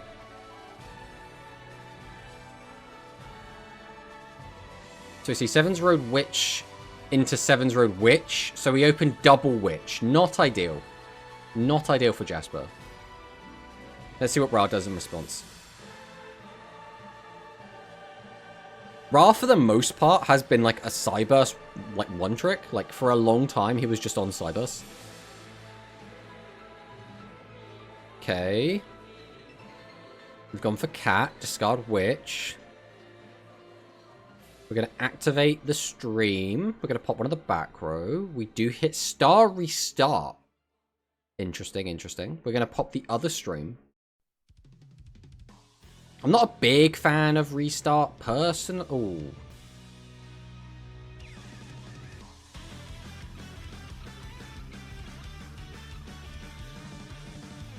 Is this the play? Was the play probably not just set all 5 cards pass? Because, like, as is, if we have Strange Witch, we summon it out. Basically, for free, get to just make... Isn't this just such an easy lethal now? Like, so easy. Assert dominance with the cat, Lily, and Blue Boy. So we can reveal, right? We can add one of whatever we want and a fusion. Then we could send a fusion to the graveyard. If we have Strange Cat, summon out Strange Cat, use this effect, get the free +2. Immediately go into Charmy. Charmy change the 0 defense to defense. Attack over that for 28. And then we just need like anything and we just kill through this board, right?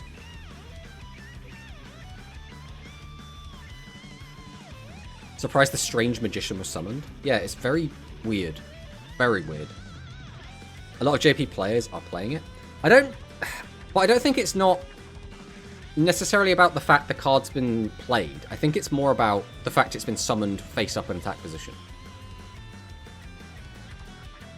Oh, we are in an ad break apparently. Bloody hate ads on Twitch. Pain in the butt.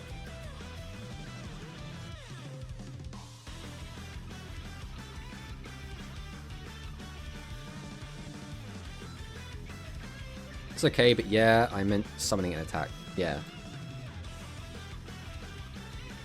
I think, for me...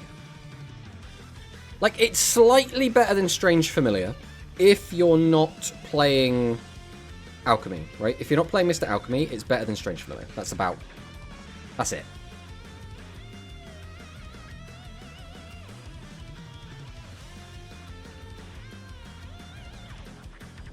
How bad is Jasper's hand that we haven't just murdered here?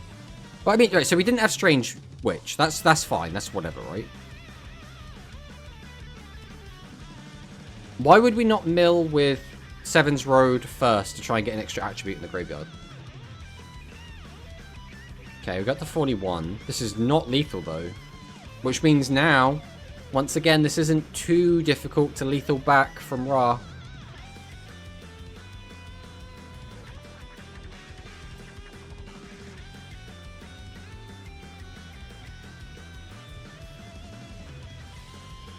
Also, clearing down to 1 monster means that once again we can just use the skill, send the monster to the grave, then just summon out...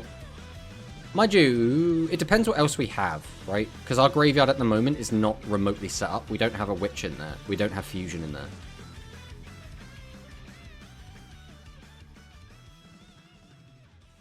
I like that Paladin is kind of good now. Yeah, it is quite nice. Leaving 1 monster is good. It blocked the Cat Witch.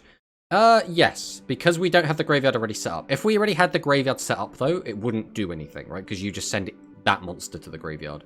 What you could do, though, is activate the effect of the monster on the field. I forget what its name is. Assuming it's not a just when it enters the battlefield effect, you could attempt to just try and mill into Witch. If you did that, then you're good to go, right? Because all we need is Witch and graveyard.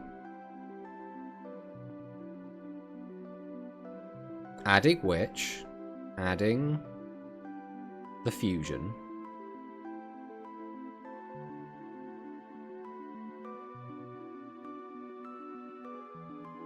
Now, I just realized you can send monster from the field for the cost of the 7 skill, yeah. He had the cat! He had the cat. He had 2 cats in hand, and the third was in the graveyard. I mean, it is what it is, right? It is what it is. So we're basically just making the exact same board that our opponent had. What is that last card in hand? Because that has to be a damn good card to be able to actually survive this.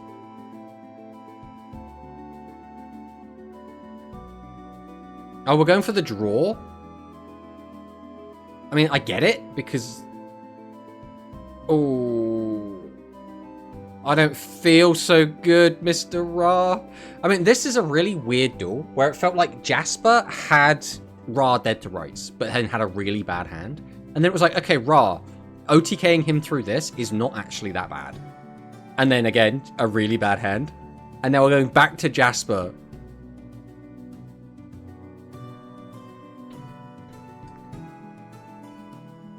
Void Fusion, the best of luck. I mean, hopefully you do quite well. We'll have to see if you can take out Jasper or Ra. I'm assuming this is game 3, but who truly knows?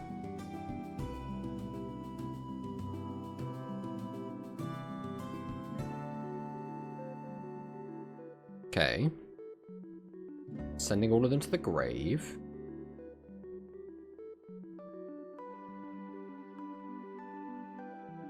This music is like, it's too, like, serene. I mean, it is about to end anyway. Okay, into more Final Fantasy music.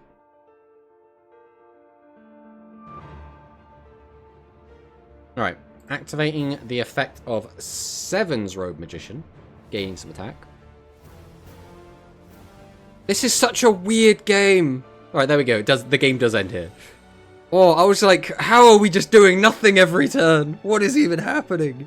To be fair, I've seen some mad lads get a copy of SRM and Roadstar, so no wonder they're bricking. I mean, we won't know what list they were on unless they top 4. So that was Jasper winning. So it's going to be Jasper versus Ursus. So we do know from that Jasper is playing Strange Familiar, so he's almost certainly playing Mr. Alchemy in his deck.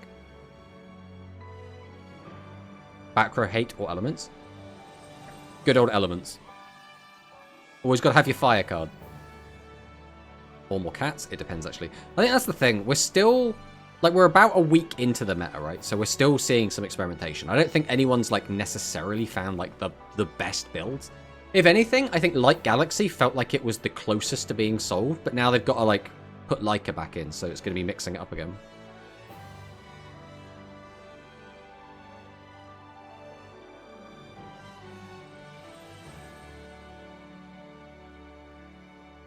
So, we are... Bismuth is still playing in top 16, so it's Bismuth versus Atakuna. We've got Maro waiting to play against the winner. We've got Jasper versus Ursus. In the other games, we have Gozu versus Yama Burasuito. And Kaisen versus... oh, what was his name? Techiro? I can't remember what it is. Koei Tecmo.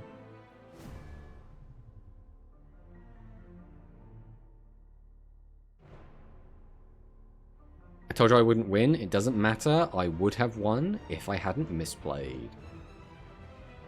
Well, unfortunate, Dwan, but there's always next time. There's always next time. Now, the whole gang will be waiting for Bismuth in the end. I mean, quite possibly.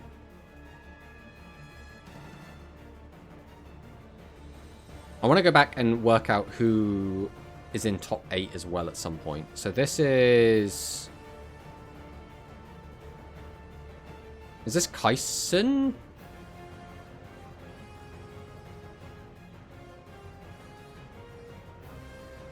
Yeah, this is Kaisen versus Tekimo. I can't remember what his name is. The guy at the bottom.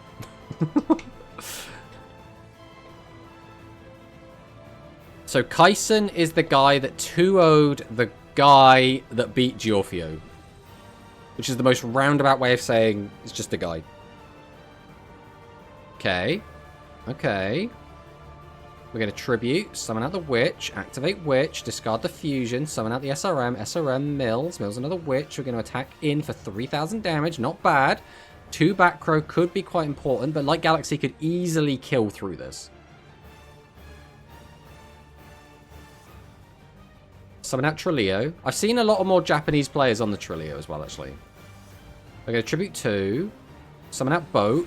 Boat effect. We're going to grab back the Linak. We're also not going to grab back the fusion. Maybe we probably don't have one in the graveyard then. Activate the fusion. Combine these 2 monsters together into extra plasma. Extra plasma will be able to pop the other back row. We're not going to risk the 50-50. We've got 3 monsters on the board. We're going to activate Stream to pop the opponent's back row. We do hit the opposing slime, so both players are on slime. we are going to use the effect to search for double fusion. What we're sending to the graveyard, we're sending Strange Cat to the graveyard, or Familiar. We're then going to activate fusion, and we're going to go ahead and make the master of the Sevens Road, who's currently a 3600 attacker. We are then going to combine our Strange Witch and our Sevens Road Witch into Charmy, and that is going to end the game on the spot. Disgusting. Tensho, the one else. I'm never going to remember the name, so we're just going to keep calling him 10 something. I wish I invested in Light Galaxy from the beginning. It's hard predicting these things when you're free to play. Yes. It can be rather annoying to do so, I have to admit. Alright, let's see who wins here. Light Galaxy goes first and does not have a bricky hand. Very nice for them. We're going to see Tensho activating the skill, grabbing 2 cards. Are we immediately sending Witch to the graveyard? No, we're sending Roadstar to the graveyard, so that means we don't have the Strange Witch in hand. We are going to activate Stream, pop 1, activate a second Stream, pop 2, and it does look like Kaisen is playing at least 2 copies of Secret Order. We're going to activate Fusion, go into Charmy Witch. We're going to flip up the Klein and attack over it. We'll see a double tribute for Extraplora. Then we're going to summon out Trileo, Tribute 2, summon out another Extraplora, activate the effect of the first to get back Fusion and Oblivion. Now we can activate the skill, discarding that Oblivion and getting that Creator card. And we've created yet another Secret Order, because when in doubt, just keep using Secret Order. Okay, we're going to activate Fusion here, combine our monsters together, and go into Extraplasma, which does give us a way to attack over. Then we're going to activate the third Secret Order. What just happened? Just like that, Kaisen OTKs on turn. Was that turn 2? No, that was turn 3. That was turn 3. And this is just what Light Galaxy does. Sometimes you just kill your opponent. He literally had the capability of popping 2 back row and just absolutely murdering. It's actually disgusting. It's actually disgusting. Always invest in the main character deck. True. Sevens are still a good free-to-play deck, unless it's Yusei. Yeah. Yusei is fun. Let's, maybe it's not the strongest, but... Okay, so once again, is this just the same game again? We've set 5. We're going to send to grave, summon out Sevens Road Witch, activate the effect. We discarded compulsory evacuation device. We're then going to fuse together into Charmy. We're going to get in for like a chunk of damage here. There was realistically no lethal line. Activates Pot of Greed. Killing through this is not easy, but it is technically doable. It's really not easy though. Like, it's really not easy. The issue is, where we're down to 2,000, if we just, like, pass the turn, there's a good chance we just die. Like, being down to 2,000 at this stage. Light Galaxy as well, having to chew through 4,900 is really not easy. And feasibly, you're not going to be getting your Eternal up to over 8k. Like, you'd have to have, like, a ridiculously stacked graveyard. Fusion's going to come down. We are going to go into Galactiara Fuse Eve. It's the 4th Secret Order that gets you. Real and true, Shari. Alright, Fuse Eve comes down. We're then going to summon out Trileo and Trileo. We might be like... Okay, we're not going to activate Trileo. I can't remember if Trileo needs to be the only monster on your field, but that's twice he's not used it, so I'm going to assume that's the case. We're going to summon out Plora, activate Plora. That will get us back a normal monster, which we know is in there, and we can also get back the Fusion. There's no real reason not to do this. Because you just go into Bigger Boat, and then you just use Eve to get a bunch of resources back anyway.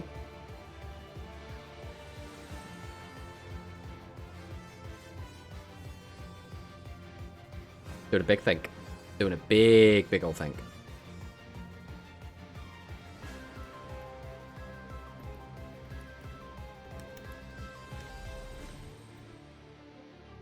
Does add back the Fusion. Adds back the Galactica Oblivion.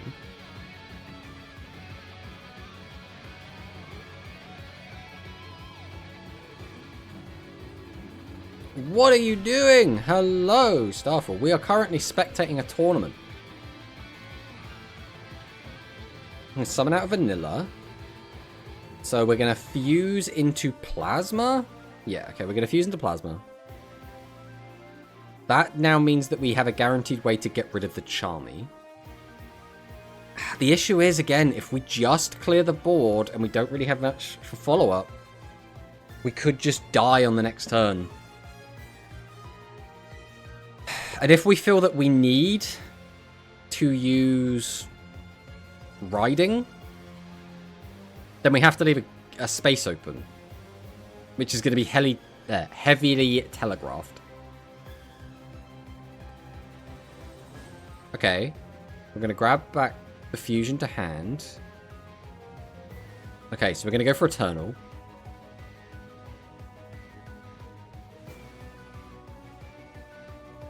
I mean, we still don't have a fat enough graveyard to go for an OTK push.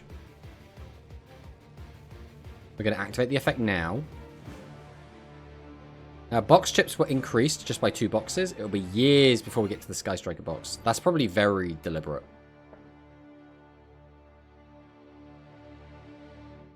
We go 1, we go 2, we go 3, 4, and 5. So because we put back 2 fusion monsters, we're trying to maximize the number of cards in the graveyard. So we ended up having 1 less monster in the graveyard. 65 plus 32. Wait, is this enough? So that's 7. That's 37. That's 11. And that's 15. We actually found it. We were like, oh man, OTKing through this is really not going to be easy. Bro did it anyway. Bro literally did it anyway. I don't want to hear anyone say that like Galaxy is not the best deck. This deck is insane, bro. It just literally won 2 games. Straight up OTKs. Straight up OTKs. That's disgusting. That's actually disgusting. That was... He just did what? He had to do 6,000 damage. Plus he needed to do the... What was it? 4,900. So that's 10,900. And he was 300 over. Which means he did... What? 11,200 damage. Or he had 11,200 attack points total. No, that can't be right. He had what? A 6? No, he had 6/5 plus 32. No, that is. Yeah. That's actually busted. That's actually kind of busted. I think like Galaxy should be able to add ship or fusion. Adding a card that's limit 3 is a no-no. Yeah. Yeah. I think it literally came down to... Konami didn't want Light Galaxy to be weaker than Dark Galaxy. That's what it feels like. They were like, ooh, Udius was the better protagonist anyway. I mean, yeah. I mean, Bro can fly. He shoots lasers out of his eyes. He has a sword. He was a general. He was like specially created to be like a blank slate of his race. Like he is a MacGuffin, effectively. Like his CV is absolutely busted. So that means that we saw... I'm going to start updating the spreadsheet as we go here as well. That means in the top 8, we did see Spellcaster Fusion get knocked out.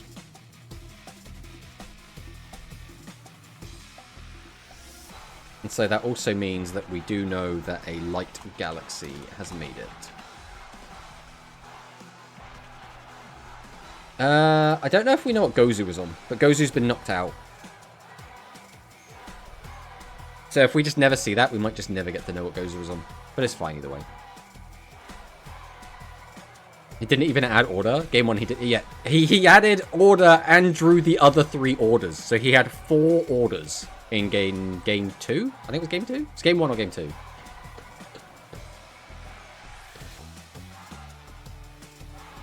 He was a t-shirt. He was a t-shirt. You're not wrong. They should add that lethal line as a duel quiz. Oh man, could you imagine? So Duel Links is lore accurate. Always has to be lore accurate. So we have in top 4, we have Kaisen versus Yama.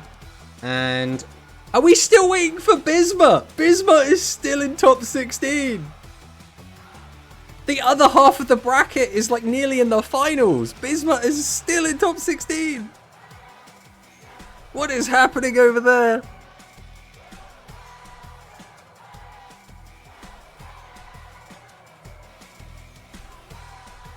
Okay, I would assume we're about to watch Jasper versus Ursus.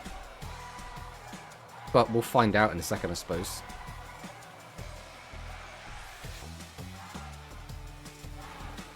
Latin Kings take their time when they play. It's in our blood. I mean, fair. It's just so funny that like the other half of the bracket is like full steam ahead and they're like, yeah, top 16, let's go. What's in top? So, Light Galaxy is top 4. We don't know what Yama is on. I don't know if we've seen him play yet. I'd have to go back through the VOD and check. I bet they don't time out rookies. Real. If you're not timing out, what's even the point?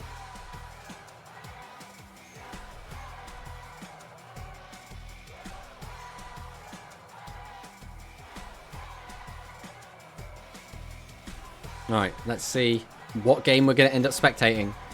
I don't know why we take so long to spectate these games, but... A one-mind pog? Nice! But that means we're probably not going to go watch your game then. Does that mean we're going to go... Are we going to spectate Bismuth? Oh no, what are you doing? Don't show the room code! Don't do it!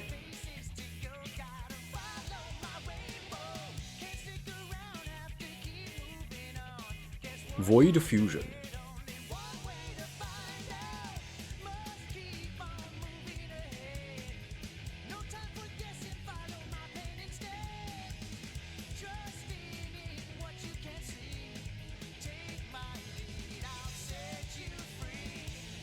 Alright. We're just casually waiting. Just casually waiting. One of these days we'll jump in. Void will never be cringe. That might be the cringest thing you've ever said, Hikari. No, don't. I'm messing. Beastmut will take it all. He could do. It is when I play and draw unplayable. I guess the trick there is just don't draw unplayable. The issue I tend to have with Dark Galaxy isn't that you don't open playable. It's that a lot of the time, you'll like set a board and then your opponent will just kill you through it. And you'll be like, what was I supposed to do? Simply make the deck all engines. I mean, if that works. I mean, you still have to draw the right half of the deck though, right? Face it in tournaments, they go Dark Hole plus 9k damage. I mean, that's the thing, right? It is the... I think it is without a doubt the most RNG deck we have. It is arguably the best luck-dependent deck we've ever had in Duel Links. But it is so luck-dependent. If you don't draw a good hand, it is so mid. Alright. Udius. There is a good chance this is the Bismuth game. This is not the Bismuth game. So this is Yama versus Kaisen. So this is the top 4 game.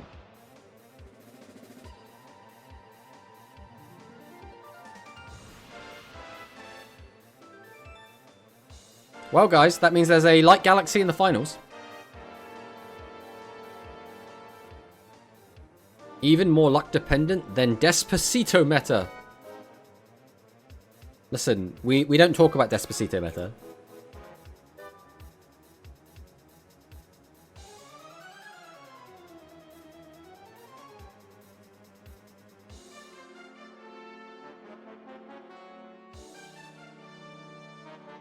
Is this guy playing over 30? Seems that way.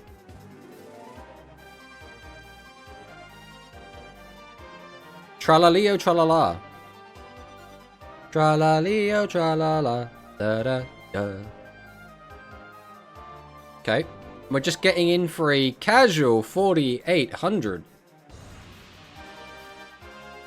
We're going to activate the secret order. It does look like the Japanese players are preferring the secret order builds of the Light Galaxy.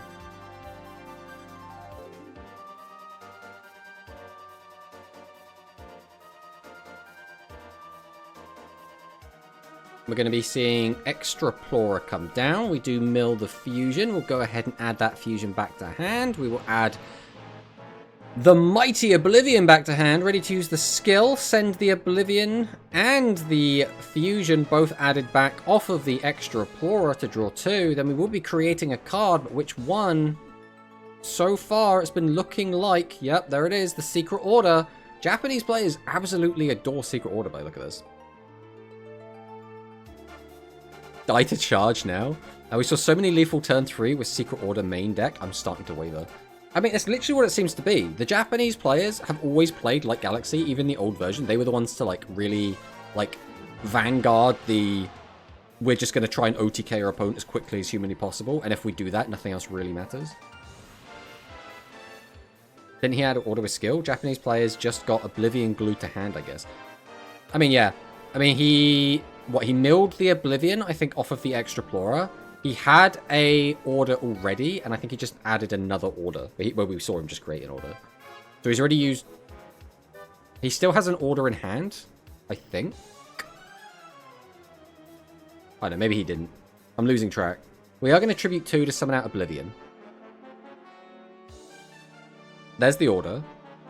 We're just so many orders. Just so many orders. Play 33, open Oblivion. Real and true. And then we're going to see Meteor Charge against the 0. We're not changing...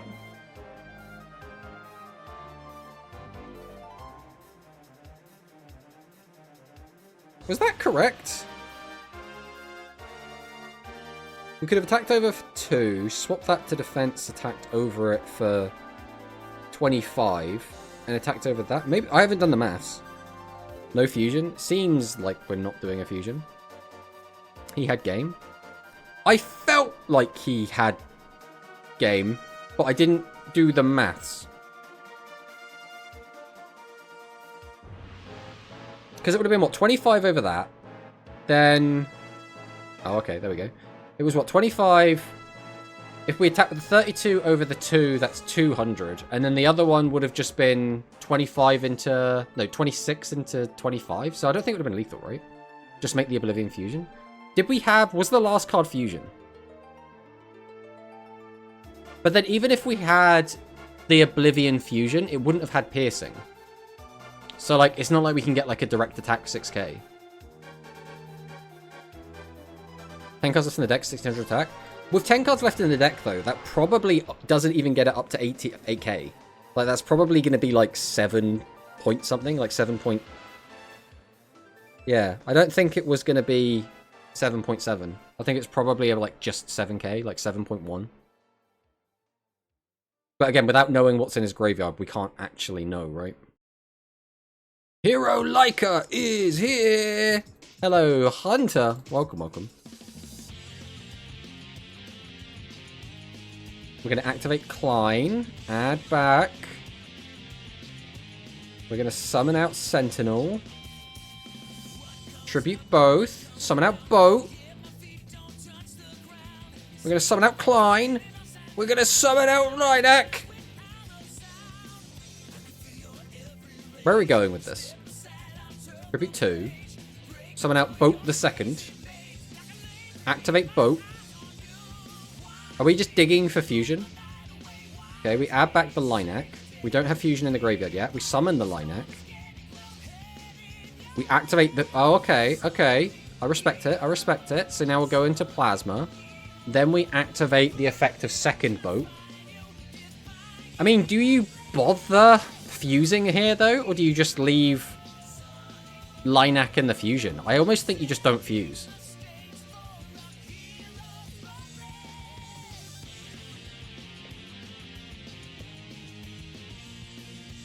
What the fuck are these turn 1s? My average first hand is 3 low levels. Okay, we are going for this. I guess it's because, like, there are some situations where you can't easily just get over 2-3Ks.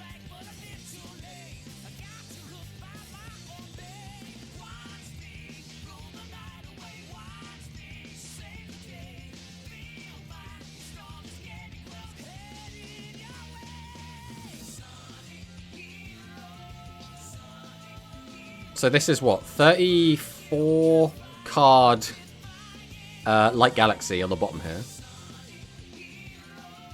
We're going to activate...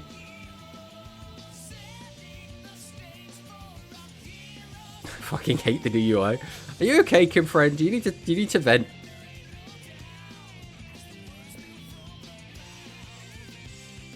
Yep, boat.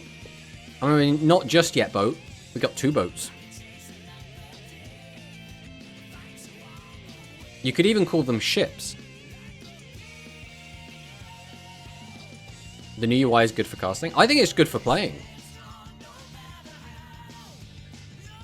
I think it looks ugly. That's the only problem with it. It just looks kind of ugly. Other than that, it is better in every single way. We're going to pop 2 of them back rows. We did hit the slime. Does it matter? We're going to activate the secret order. Summon out the Oblivion. Ooh. Okay. That could shut down the turn. It looks like it's going to. We are just going to clear both the monsters. So we have bought ourselves an extra turn. Wonderful world of friendship. Everyone likes the friendship. Oh no, not the ads! Not the ads! I hate the ads.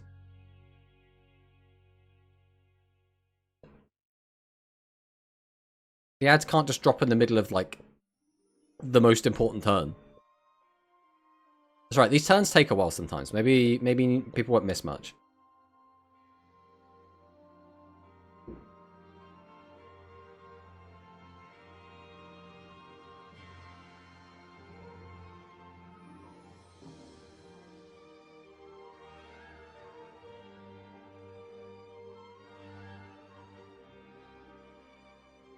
Okay. I mean, so far so good. Like, the entire ad break so far has been nothing happening in the game.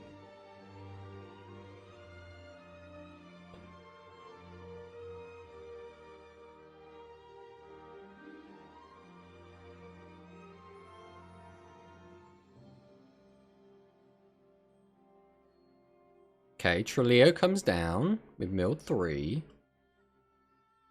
Including an Oblivion. Tribute 2, summon out boat, boat effect. So now we can add back the Oblivion. And then we can use the skill.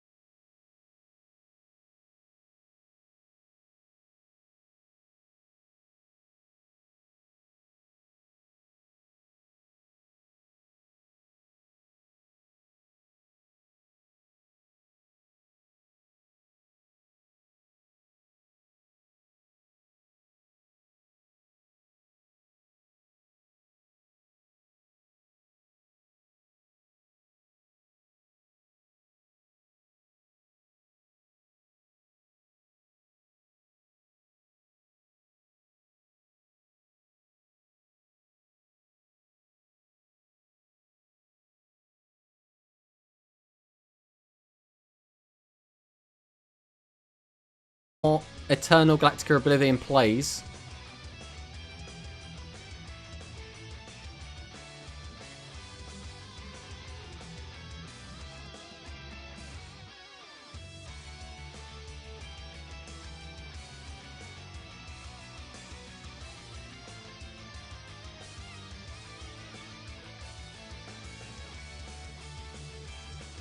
Oh, this is such a weird game.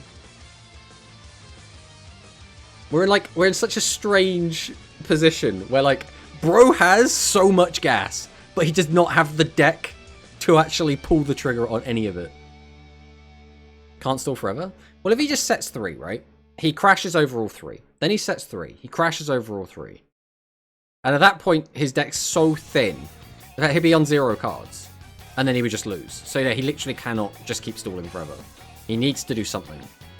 But the issue is, no matter what either of these players try and do, if they try and go aggressive, they're more than likely using cards from their deck to do it.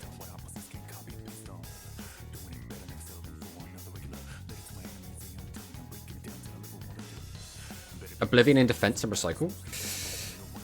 Well, you'd have to commit X cards to summon it, and then you put 5 back into your deck, and then immediately mill 3.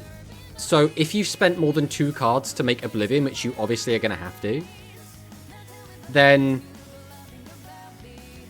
you're still not going positive, right?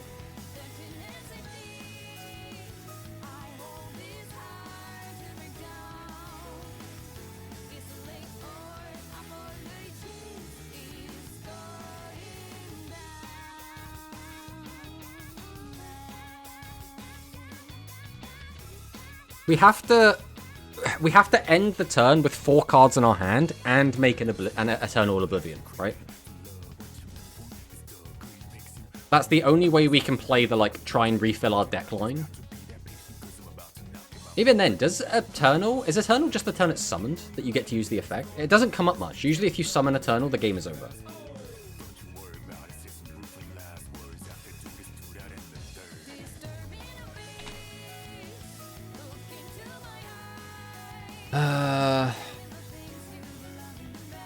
Okay, it's whatever you want. That's fine then.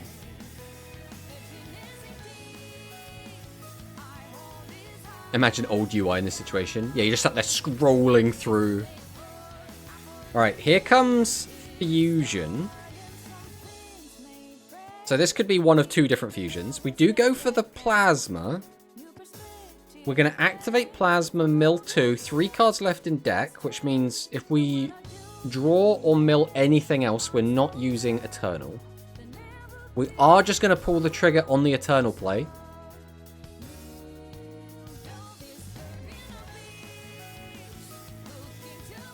So Eternal Galactic Oblivion's coming down. We can activate his effect, mill 3, but after we put 5 back in. We're putting in a whole bunch of high levels. 9,800 attack. We declare the attack. We run into the negate attack, and that is going to be the game. That was such a weird game, bro. That's 1-1. That was just game 2. We've got to go again. That could have been the grand finals. Like, that felt like a grand final game.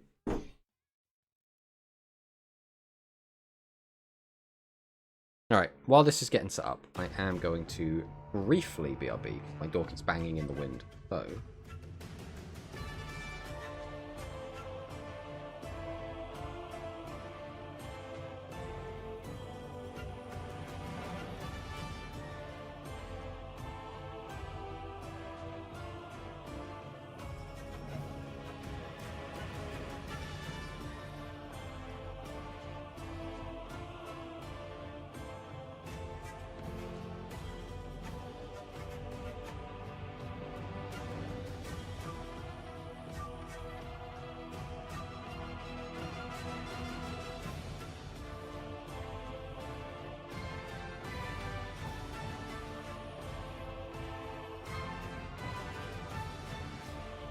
Alright, we're back. Let's see what happens here. Oh. Uh-oh. The stream is dying. There we go. Okay, so we have the 2 boats. We've got a boat staring contest currently. We've got 2 cards in the back row for both players. We do attack over for just 300. 1 card stuck in the hand. Almost certainly a boss monster then.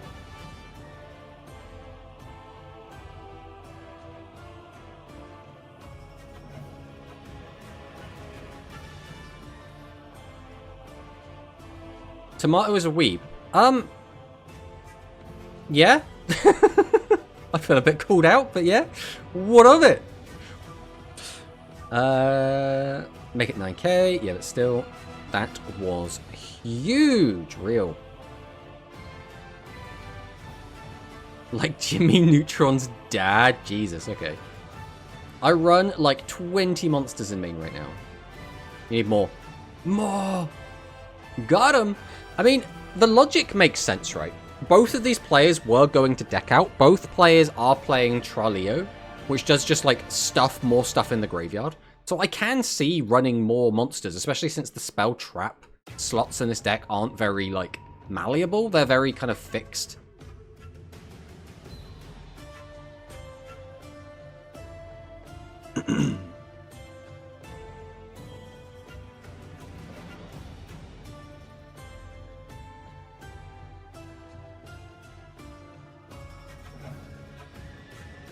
So we're going to see the skill come down. We discard 2 Galactica Oblivions. Oh no, the friendship play. I mean, we haven't seen the list, but I don't think we've seen back row hate come out from either of these players. Weeb friendly zone. Exactly. Oh no, the friendship play. Here we go. Here comes Plasma. 3 boats! He just milled double Meteor Charge. Double Meteor Charge just hit the graveyard from the extra Plasma.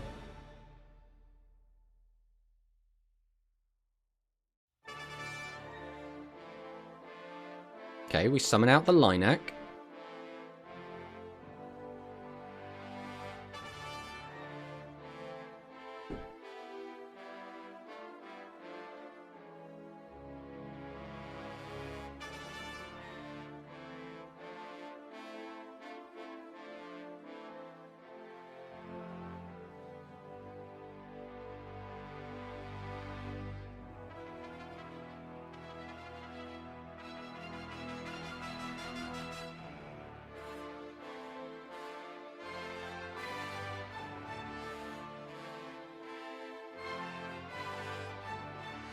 Okay, so order's coming down. We are going to use the Rise Terror Secure in response to the order to flip down the Oblivion. We already are down to 5 cards left in deck with 4 on turn 4.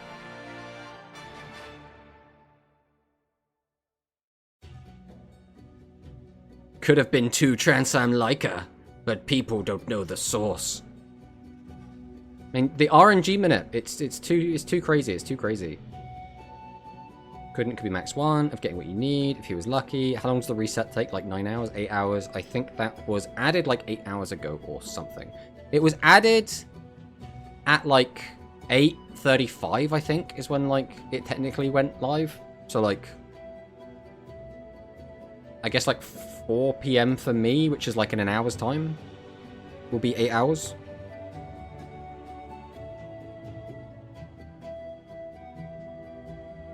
This guy is killing himself. He's doing his best.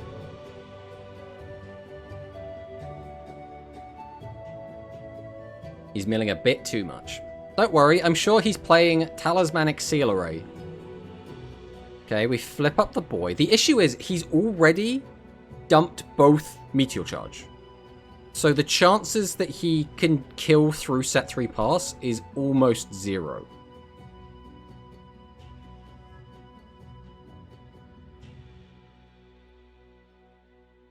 Goes for the fusion here. This has to be a Lika or a Meteor Charge play, right? Like, otherwise this is just death. Well, I suppose you use this to get like a +2.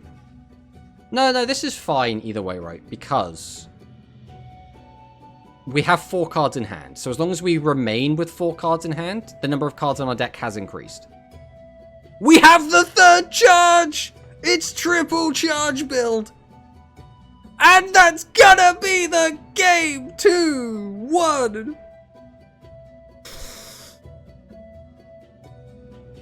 There we go. There we go. Maybe 3 charge is the way. The issue is as well, this kind of feels like a fake format. Because we don't even know if people are still going to be on charge. Right? I think a lot of people are like, well, charge is probably going to come out for Lika, but I mean, charge is pretty good. The only way his played makes sense. 2 is fine. Meanwhile, Bismuth is still in top 8. Yeah, Bismuth has won his game and is now in top 8. The issue is we now have no one to watch except Bismuth. So this is now the Bismuth tournament. We're going to go watch Bismuth.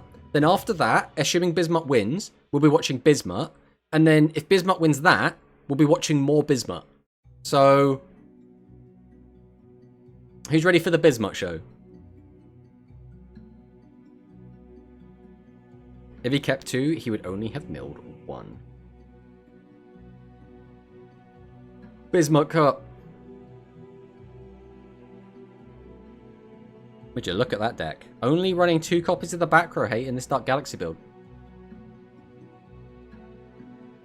Let's hit the live button. Jump forward a few seconds. Beastmuth.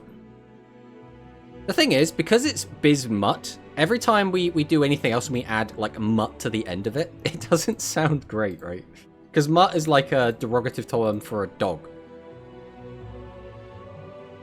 Maybe Japan will stop putting Light Galaxy tier 3. I mean, one of them had it tier 1, right? Was it Apaki had it tier 1? Let's have a look.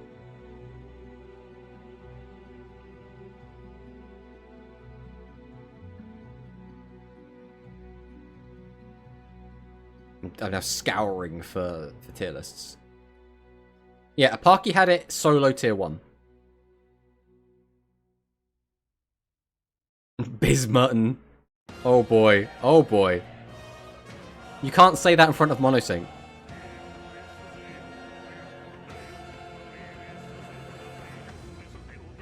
Alright, I don't know why we're taking so long to hop into this game, but there is one game happening. There is a grand total of 1 game.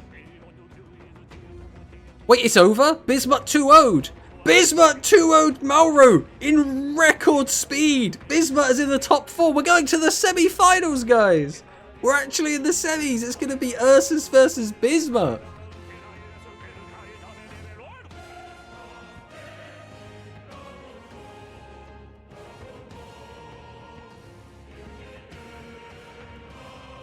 Right, what we should do is, before the game actually starts, we should get the ads out of the way. Because if we do that, then we won't have to worry about it, right? So I'm going to go ahead and run the ad now before the game starts. So, apologies in advance, but I think this is better than it happening like mid-game, right?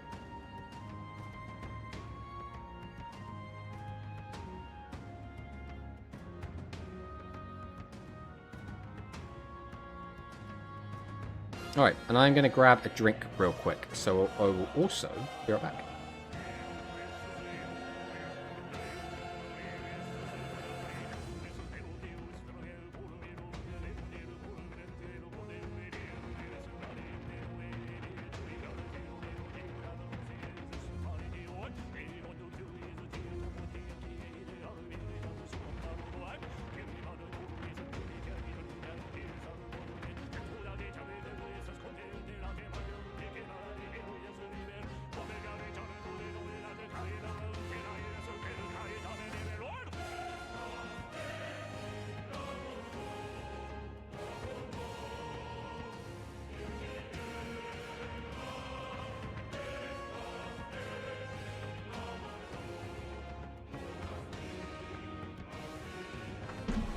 Alright, I am back. Have the ads finished? The ads are finished. The game is started. You want a poll? Oh, I don't know about that. That seems like a lot of effort.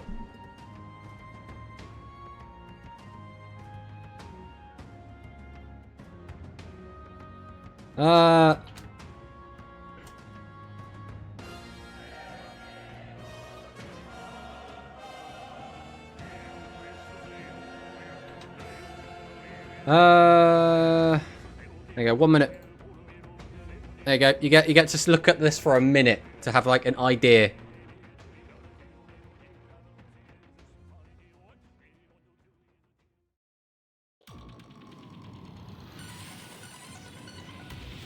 One, two, three, go back into the deck.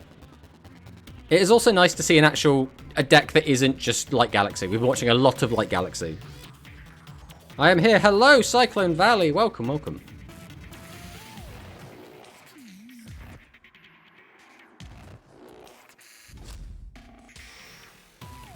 Swing in, swing in, swing in. Getting in for that 1600. Bismuth already down to 29. But Ursus does not have a particularly strong board here. We're going to be seeing Pot of Greed come down. So Bismuth could quite reasonably just OTK here.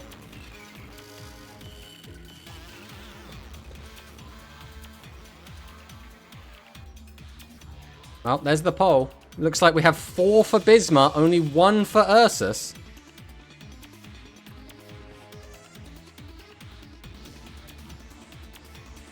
Let's see how accurate the chat was. The only Ursus believer. Seems that way.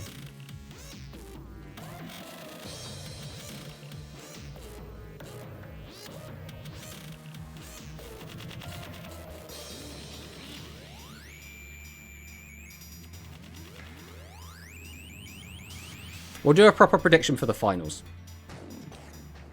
But we'll have to wait until we actually see who's in the finals before we can do that.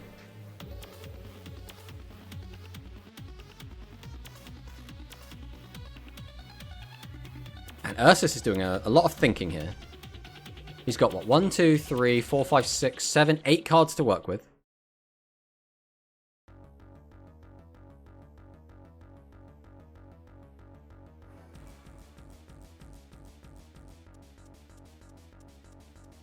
We did see 2 Void Corridor from Ursus. Interesting, interesting.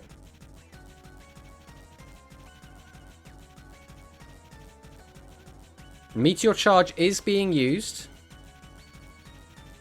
Is this double Meteor Charge? So we can get in for 32. Oh, this doesn't feel good. So we can clear 2 monsters, get in for 32. We are still staring down a Requiem. I missed the prediction. Don't worry, this is only the semi-finals. We've got the finals to come yet. We've got the Pot of Greed coming down.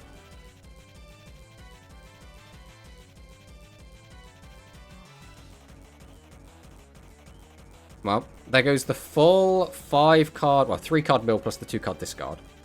So we've got 2 brand new cards in hand. We do now have double Darkhold Device in the graveyard. Well, you have to now just root for Ursus, otherwise you won't get another chance.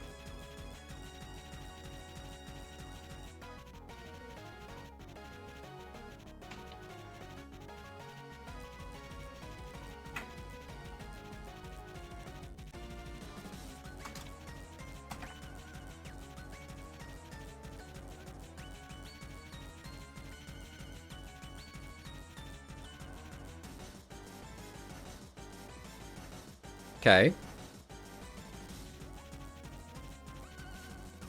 So we have Gigantomachia is already on the board. We've summoned out Prophet, grab back Fusion, so the last card in hand has to be a Fusion monster. Or a Fusion material, we should say.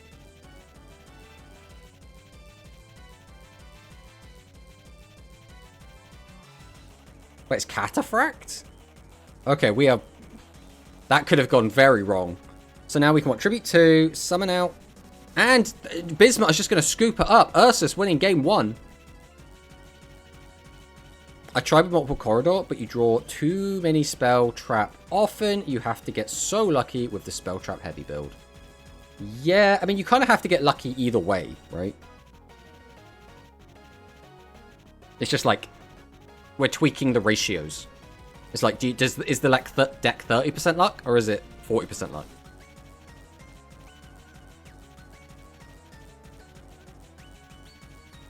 So we're just waiting for game 2 to start. This could be the beginning of the end, right? This could be... Ursus just needs one more win, and he's in the finals. We know that the other opposition is going to be Light Galaxy, because Light Galaxy did get knocked out in top 4. Oh no, is this a... It looked like it was starting and it didn't. Did it shadow game? What's going on? What's going on? Yo, got Transcend Lika first try. Congratulations, Cyclone. Hitting it with that Sora Mia RNG minute.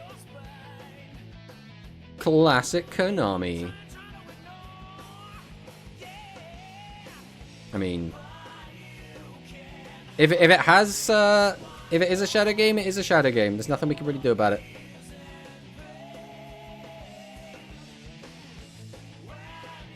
Shadow on the final game 2 yesterday. Yeah, I went back and watched the VOD. It was very, very sad.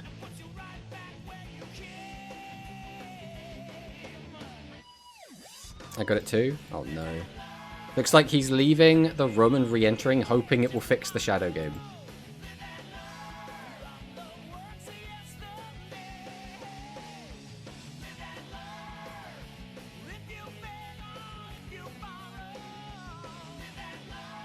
Yeah, it's a shadow game. Oof. Well, good luck, Ursus. We hope you do well. I mean, I wouldn't be sad if Bismuth won also, to be honest. I quite like Bismuth. We got two bros. Two bros in the semis.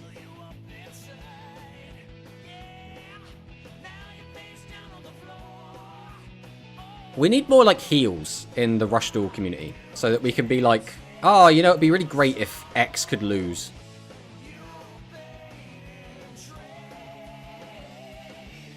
Well, we just wait. We just play the waiting game. The real person who's lost out, though, is Yama. Yama is just sat there waiting.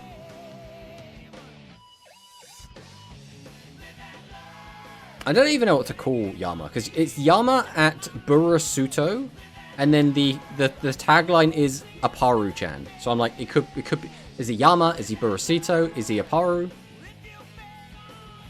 Who truly knows? And I guess while we wait for this, though, we can go take a look at the tournament results. There it is. So we're here at the moment. Bisnut versus Ursus. We'll have to see who does end up taking it in the end. We do also have the match that we watched that was very, very exciting between Yama and Dolphin. I'm trying to think which decks we know about. We don't know... Tensho was on Spellcasters, right? What was Jasper on? Jasper was on Light Galaxy. So I can fill that in. I don't think we know what Gozu was on. And the only person who's going to know what Maro was on is Bismuth. But it looks like our top 4 is Light Galaxy, Light Galaxy, Light Galaxy, Dark Galaxy. So no Spellcasters made it into top 4. We know at least one Spellcaster made it into top 8. But that's kind of it.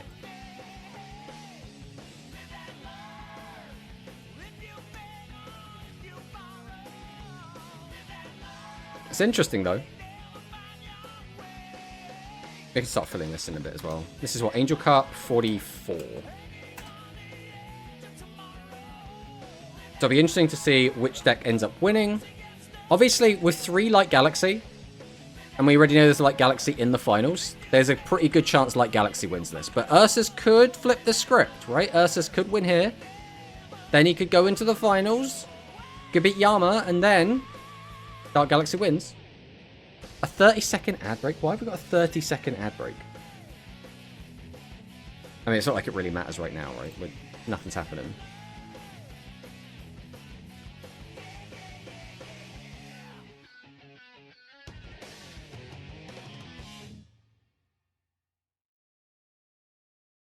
as we just wait for the game.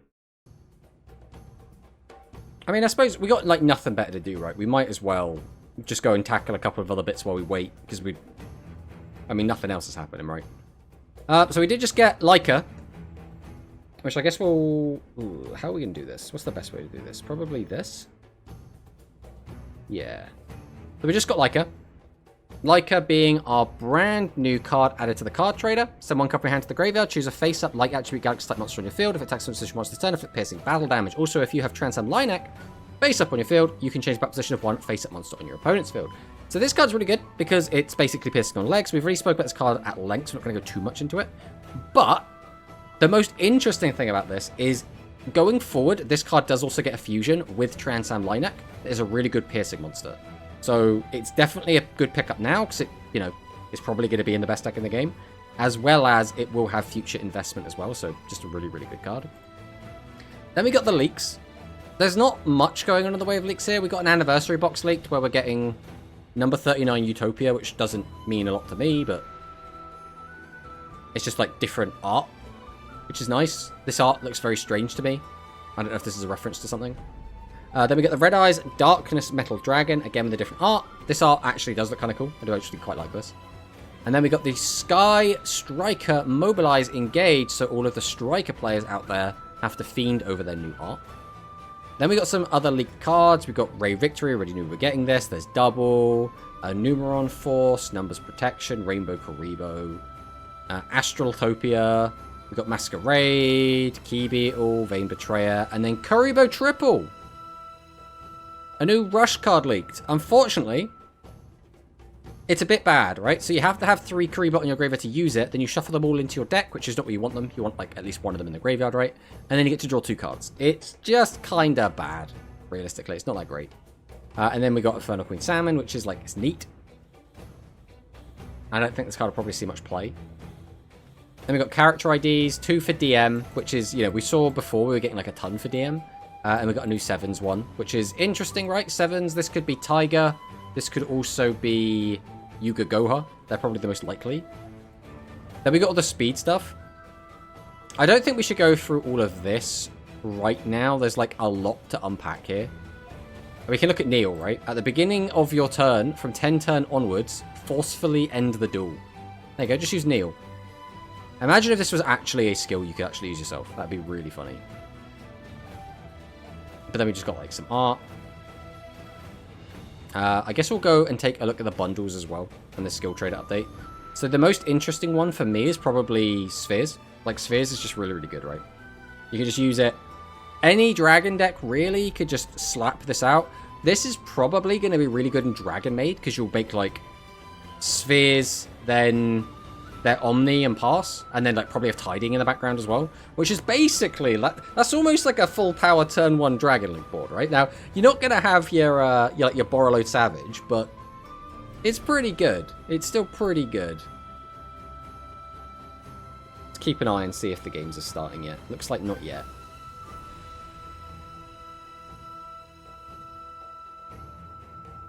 But the other one I haven't actually read yet. So this is Dragulus the Vampiric Dragon. 2400 attack, 2800 defense. 2 level 6s. Okay.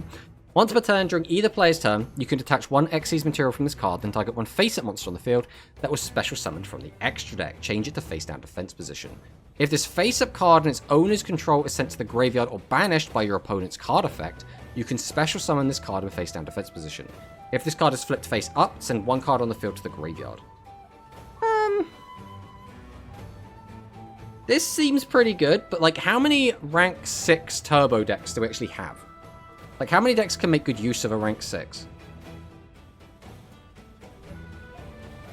That is the real question.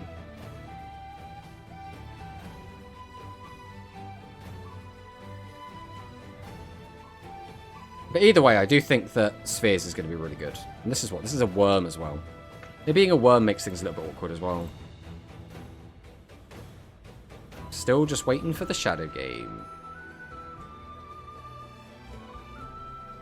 I'm a little bit confused. How does this player that's streaming, how does Shiguma have all of the Dark Galaxy deck built but like no clients? I suppose it's different box, right? Different box. Hello, Mr. Tomato. All decks what can use rank ups. I mean, how many decks are going to want to play rank ups, I suppose, then becomes the question. And how many decks would play rank ups just to go into Dragulus?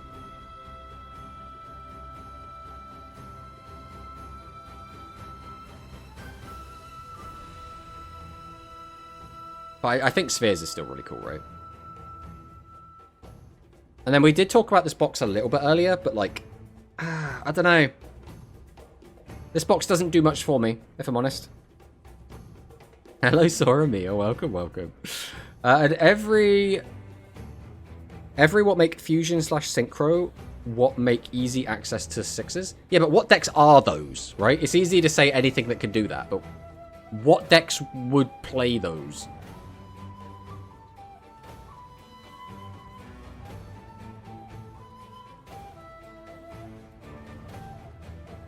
I still really like Albion. I will probably go into this box just to get the Albions.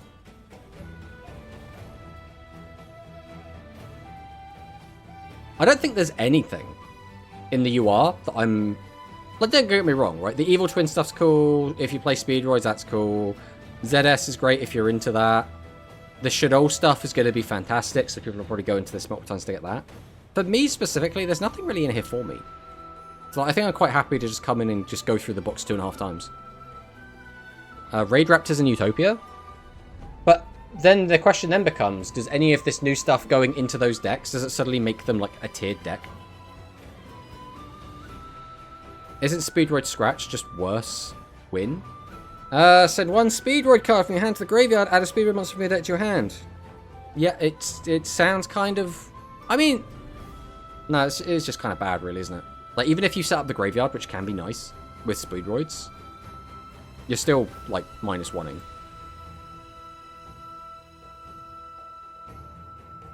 Suship repoints, but no Shirao. We might never truly know. But the most important thing is that we are getting Hungry Burger. It's for the new skill. Terratop with skill. Read the new skill. Everyone loves the new skill. Let's go and have a look at the skill real quick.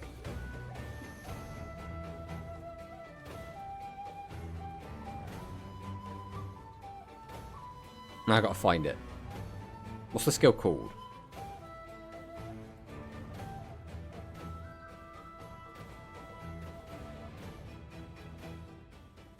The issue is I'm seeing a lot of, like, cards that say XEs, and I'm like, it's none of these. It's not going to be the Shadow one.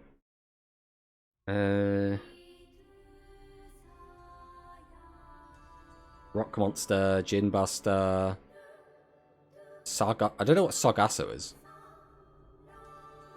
Masquerade, Glorious Numbers, Key Beetle, Corrupted Keys, Masquerade. The Speedroid skill is in the game. Wow, I'm not going there. Came out today. I see, I see. Still, can you believe that Bisma and Ursus are taking so long in their game? Like, come on, guys.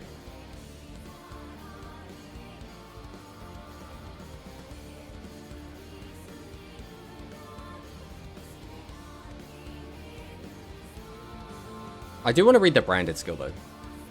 You can only use the skill's second and third effects once per duel. You cannot normal summon any monsters except Fallen of Albaz and light spellcaster monsters with exactly 1500 attack. Okay. Reveal Fallen of Albaz, one dragon monster that mentions it, or a Dogmatica card in your hand.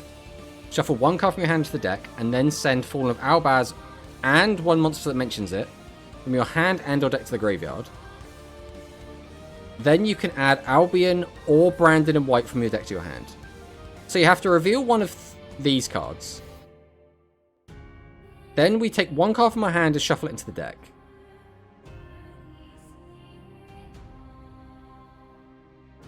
Then we send Fawn of Albaz and one monster that mentions it from your hand and or deck. So we're just -1-ing, and then -2 from deck. And then we get to add this or this. So it's a -1 for a +1, so we break even.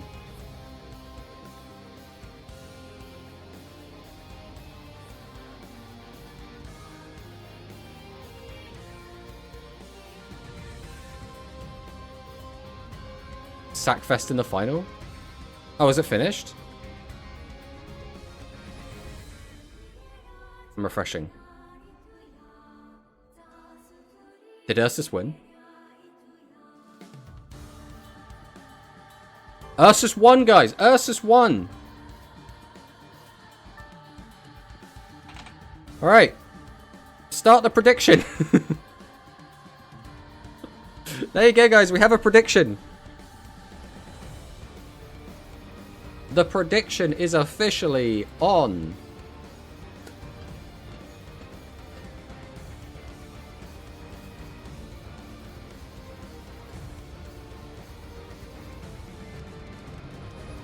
Let's see. Let's see who will win.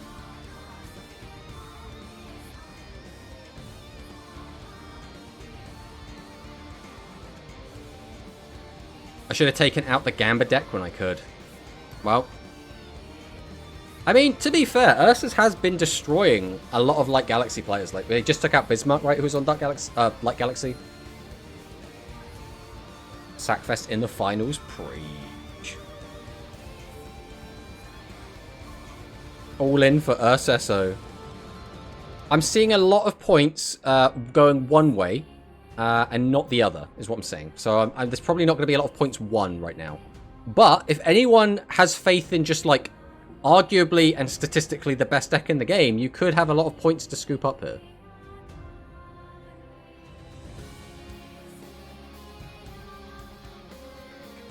We've got 45 seconds left on the vote. Dark Galaxy won? Yes, Giorfio. Dark Galaxy did win. So it's Dark Galaxy versus Light Galaxy in the finals. Zuijo versus Udius. Also, we have the wrong overlay on. There we go. That's better.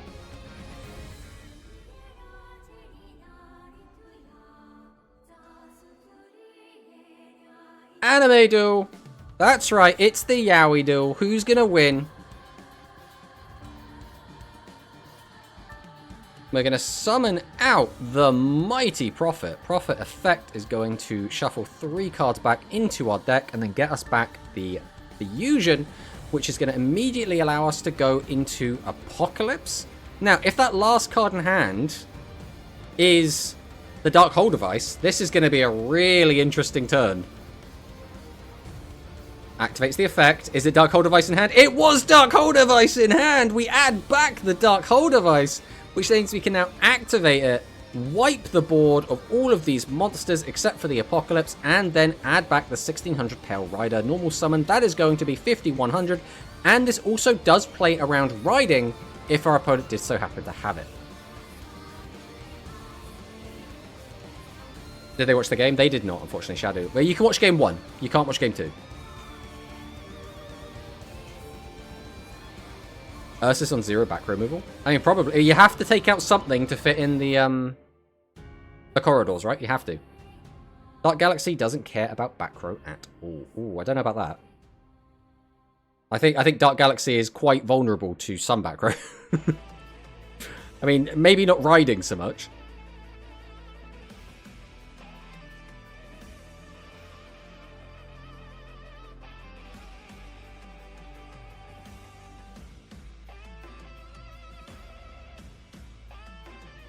We do create the boat. We officially have boat. This is the grand final, Kim friends. Stop ya complaining.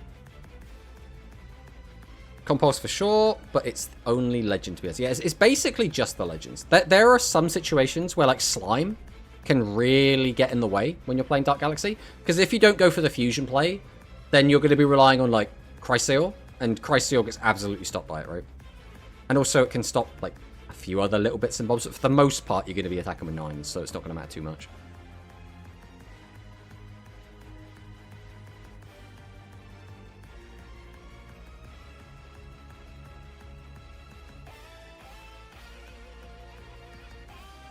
Don't play back row at the moment, but I'm still testing. It worked in the league match, so maybe a way forward. I guess it's fair to not run MST. He should have opened compulsory and used it on Apocalypse. Shake my head. Yeah, why didn't he just do that? Although I can't remember. I think Yama is playing negate attack. I'm trying to remember from the last duel. One of them was definitely a negate attack. Compulsory bad card, only work with fusion. Well, yeah, but if everyone's fusioning, then it hits the most important card in the deck, right? Exactly what Hikari said. That's a lot of monsters in the graveyard. Well, that's a big chunk of damage. But we're not dead. Our opponent only has 900 life points. There's a good chance we could just kill here. Like, Apocalypse on its own threatens lethal. Not Apocalypse. I mean, Apocalypse does, but, like, I meant Requiem. Dark Hole Device activated Natty from the hand. 3 cards sent to the graveyard adds back the Pale Rider. This does play around Riding.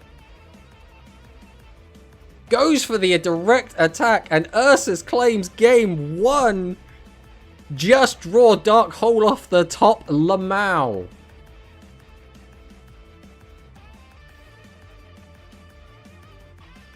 Oh no, I can't compose Spirit Innovator. How could I win? Exactly. What I actually did today was my opponent summoned a Chrysaor against me. They used its effect and got 3 mills into the grave. Then summoned out, like, another card. And so I just put the Chrysaor back in his hand because it was lethal on board if the Chrysaor hit me. So he had to summon it out again, had less monsters on the field, and didn't get the mill 3 monsters. So it didn't have 3 attacks. So, like, there's other situations where it can come up and be really, really good. Like, that literally saved my life, right? If Kim Friend said it's bad, then it's bad. He played Rush since release. True.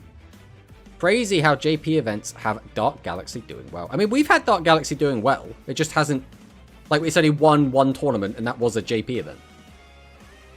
Like, we have the tournament results. We can see that Dark Galaxy's done okay. It got 2nd place. It's had a couple of top 4 finishes.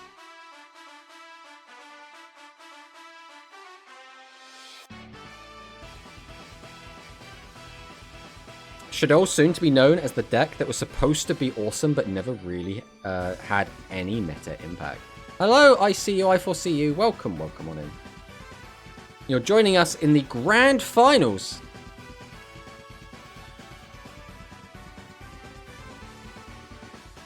Hello, I'm the Dark Galaxy doing well. Hello, Soramia. We can activate the Pot of Greed.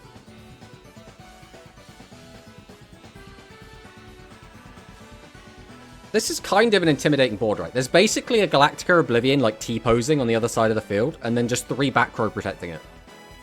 Now, you know, there's a high chance none of those back row are live. They're just all spell cards. Ursus revolutionizing the Dark Galaxy meta. Oblivion Pass, strongest board. Exactly, see? See, Hikari knows. Hikari knows. We're adding back Chrysaor. We're going to activate the effect of Glob. This will increase the number of monsters in our deck, which also means Chrysaor has a much higher chance of success.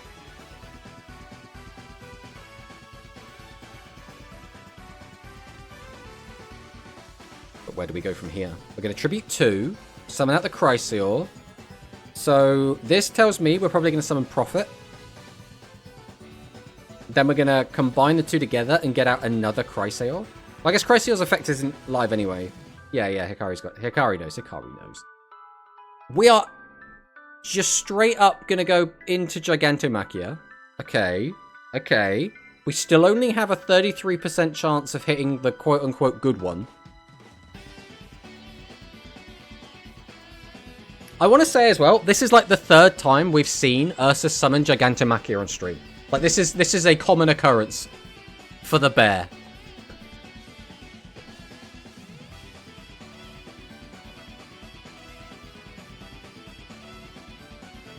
Cataphract comes down.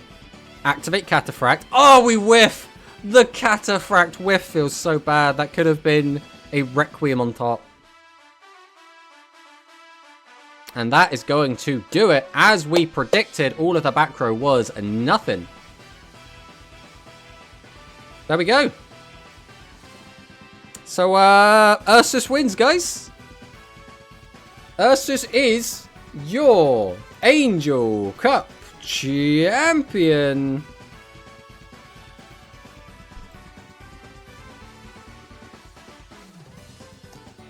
So So we'll go ahead and we'll pay out. Congratulations on getting your small amount of points.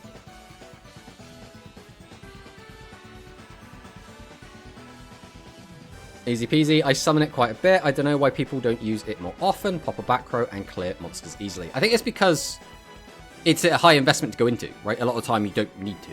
That's why. What turn was that? Turn 3, I think. Dark Galaxy best deck. I told you!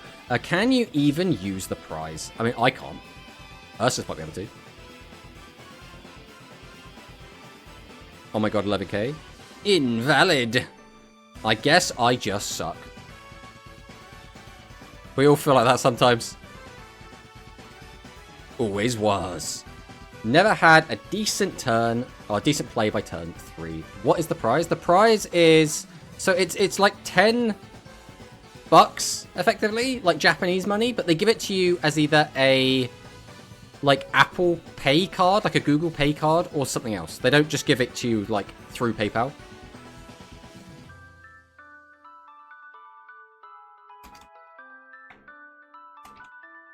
And there we go. Yeah, just... Ursus just wins. I guess we'll quickly do our tier list. I wasn't expecting the tournament to go on this long. Usually it doesn't, but it did today. So I guess we're going to go ahead and do tier list stuff. So first things first, I guess we'll take a look at the tournament results. I mean, we'll go and update everything first, I guess. So that should be... I mean, none of this should change too much, but... So if we go down and take a look at our pie chart... I mean, Light Galaxy is still a big slice of this pie, right? It's still pretty big. Spellcaster Fusion is still holding on to second place, even with a Dark Galaxy win. Even with a Dark Galaxy win. It's in the Angel Cup Discord. Has it been posted already? But the tournament winning lists. If they have, we'll go and take a look. Oh, it has. Alright, who wants to see Ursus's list? So this is the tournament winning list.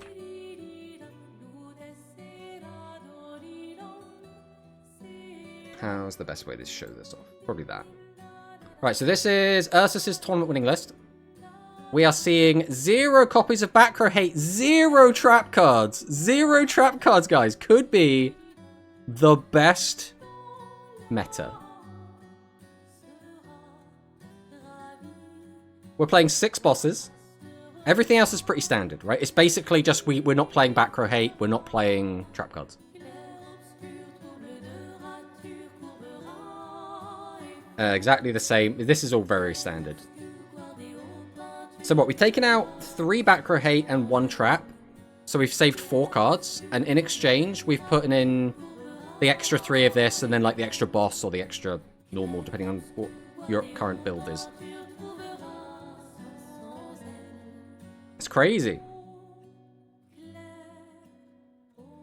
I mean, we'll take a look at second place list as well. So this is second place Yama. So we've got, what, 3 boat. Another deck playing 6 bosses. Don't forget, a lot of the European, that's not right. A lot of the Western lists we've been seeing are only playing 2 boat. So this has gone all in. No Backrow Hate again. No Backrow Hate.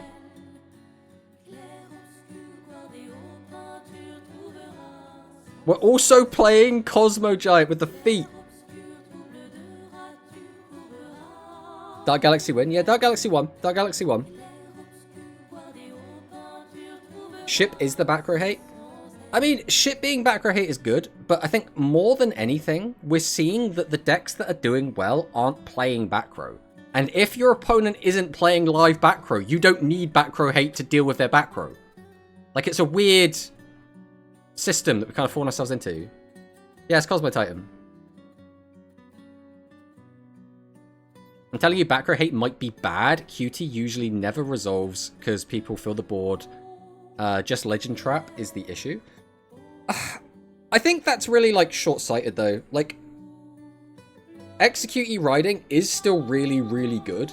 The main issue you have with Execute Riding is people are stacking Backrow Hate. So, like, if people are suddenly not playing back row hate, the stock in trap cards goes up. So it's a really weird balancing act, where depending on which direction the meta goes and where trends lead, different cards will get better or worse.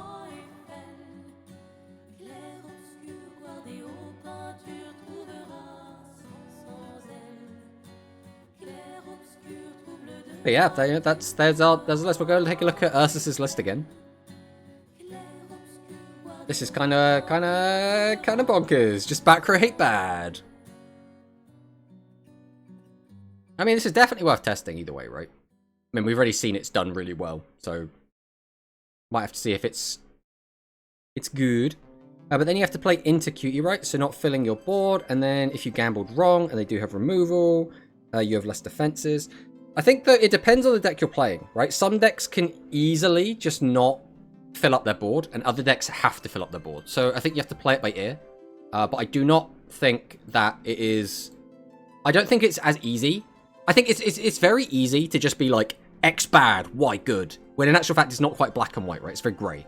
So I will always like lean more on the side of caution rather than trying to say something as a definitive fact. It's always like, you know, realistically, depending on how the meta shapes up, depending on the builds you're playing, X build could be better than Y build, right?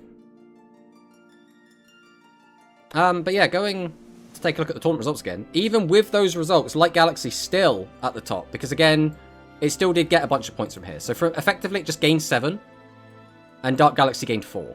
So that means it's still performing very, very well. If we look at representation at top 4, Light Galaxy is 50%. 50% of top 4 finishes are Light Galaxy. Spellcasters is then the next 8. So a quarter of finishes is Spellcasters. Dark Galaxy is still lagging behind a bit. It's interesting though, right? So if we go to the actual tier list itself, because I do want to just kind of like quick fire through a tier list. We don't have a lot of time. So we're just going to kind of see where this goes. What is that off at the side? It's not that. I need to fix this. Whatever that is. Not that one. That one. Okay. What is happening here? So it's this one. Needs to be over a bit. I think that's fine. That's still a bit wonky, but it's fine. It'll be fine, whatever.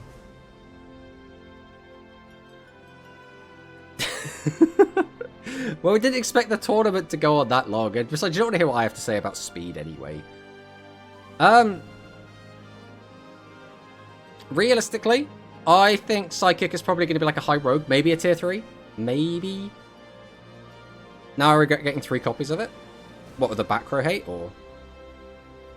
Cyber Dragon is probably like a rogue deck at this point. This is probably tier 2, the old Dark Galaxy. I genuinely don't know where to put this. It's probably one of these two. It's really hard to know exactly where it's going. I think this is tier 1, right? Even though we did just see this lose in the finals, this is tier 1. This deck is insane, right? Metarian... It's here or here again, probably. They're not really meta decks. They're not really mattering right now. I don't think... Whether you're a high rogue or a rogue, it doesn't feel like it really matters that much.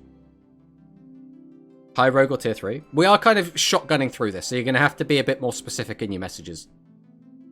Slayer is high rogue. I'll tell you what, I'll take your word for it. I'll take your word for it. We'll put them in high rogue. This is probably top of high rogue. The old worms. I do think worms are pretty good. I don't know.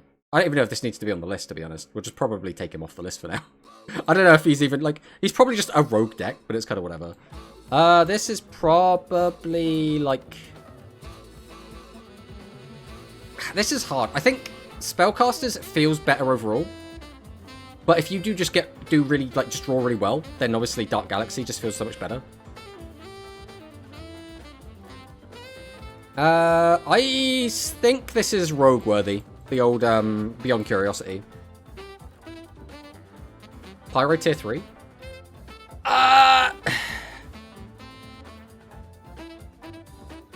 Do we think Pyro is tier 3?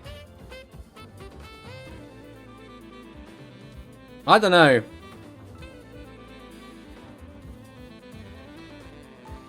I mean, the ads, we don't have anything to say about the ads.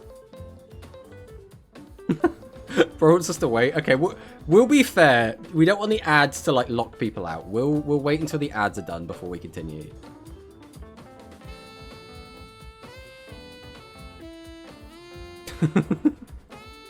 Now, I hate the ads. I would straight up turn them off if I could, but it is what it is.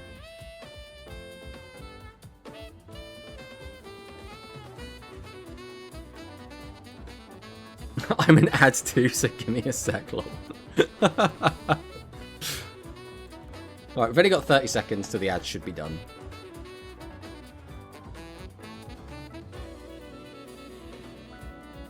Pyro's are decent into 7s and Light Galaxy. Ooh. Okay, I'm willing to give them a tier 3 spot. I'm willing to.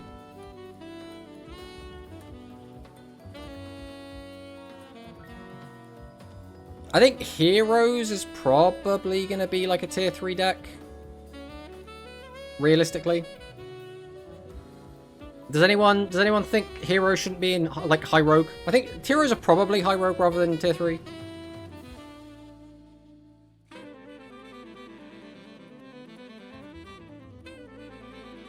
Welcome back, Louise. We just kind of waited. We just kind of paused. Then there's, like, Red Boot. Is Red Boot, like, Rogue right now? Not sure about Heroes in general. I feel like Heroes, like, they have a bit of potential, but they don't... They just don't feel like they compete with everything else that's actually doing really well right now.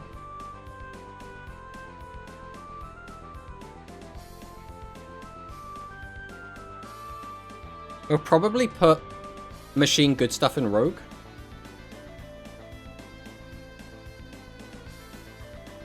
Pyro can't pass multiple boss with easily? What do you mean by that? Pyro easily gets through multiple bosses. Oh, it's about Heroes. Yeah, Heroes, you're not wrong. Heroes can struggle. I still think they need to be High Rogue, though. I think they still feel like a fine High Rogue deck. Santa feels like it's not in a great spot right now, if we're honest. Santa could just, like, die so easily. Like, I've played against a couple Santas in this meta, and I just murder them. They stall for a bit. Even if I mill 100 cards, they still just die. Red Boot can be tier 3 if they see pressure often. Right, I'll tell you, we'll bump pressure up to High Rogue. Not pressure, Red Boot. I think that's probably fine. I don't think we need to put you on. I have no idea what to do with Gaia, if I'm honest.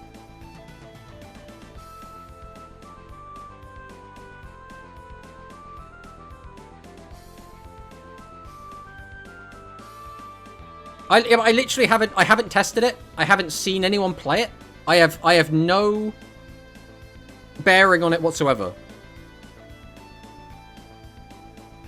But is it even Rogue? Like, so is it on the level of Cyber Dragon, Matarian, Machine Good Stuff? Or is it worse than that? That's like the other question.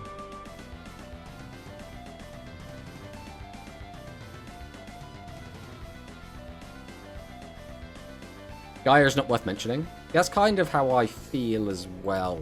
Again, I just haven't seen it do, like, anything, right?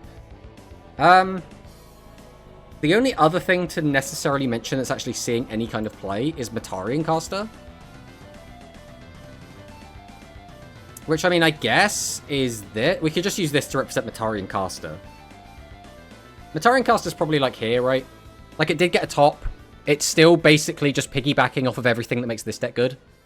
It could probably be like a tier 3 deck.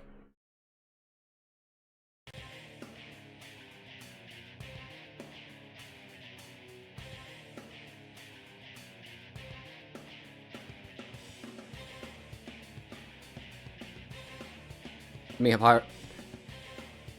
I think we can have it bottom of tier 3. Bottom of tier 3 and top of High Rogue isn't like a huge difference either way, right? I think that's probably fine.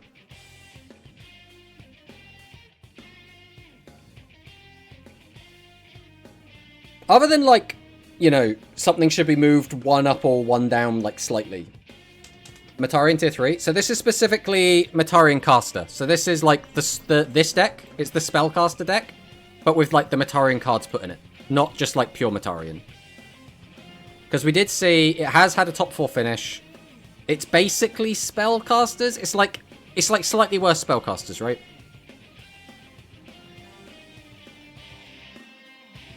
Is Dragon Fusion even really that good right now? It's been doing okay. It's had some, like, okay point battle results. And we have seen it get a top 4 finish and a top 8... Well, a top 4 finish, I guess, which is, again, here. I think probably it's a little bit... like, much. I mean, I think realistically, you could probably add an entire tier in between tier 2 and 3 and just have it empty. And then basically just say, like, the gap between tiers 2 and 3 is huge. TCB can definitely come back to 3. No, it can't. It can't do that.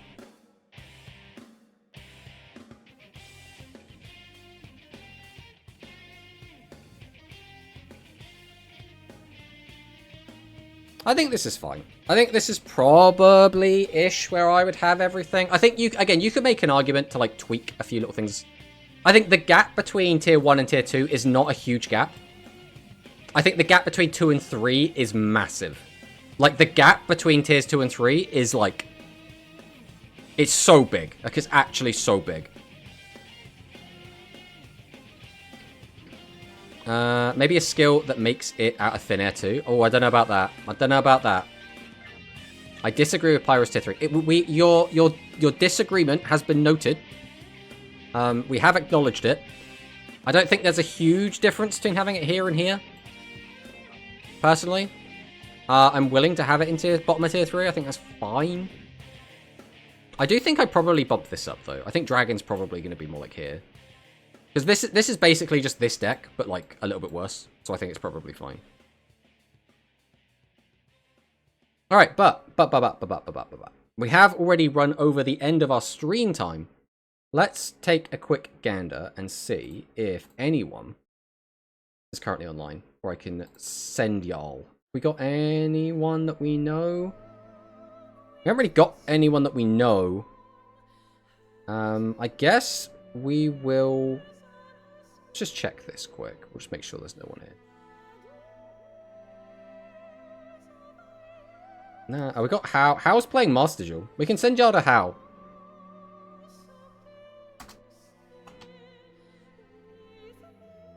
We'll go ahead and do that. But, thank you all so much for watching. We had a great time on stream today. We got to watch an insane tournament with some of the best semi-finals and finals games when they weren't Shadow Duels. Again, huge congratulations to Ninjetti Ursus for winning the event. We'll be back again on Sunday. I will probably be playing more Rush on Sunday. We'll probably be playing the Dragonic deck because we still haven't picked that up yet. So we will be doing that and hopefully having a great time with it. But thank you all so much for watching, and I'll see you next time. Goodbye!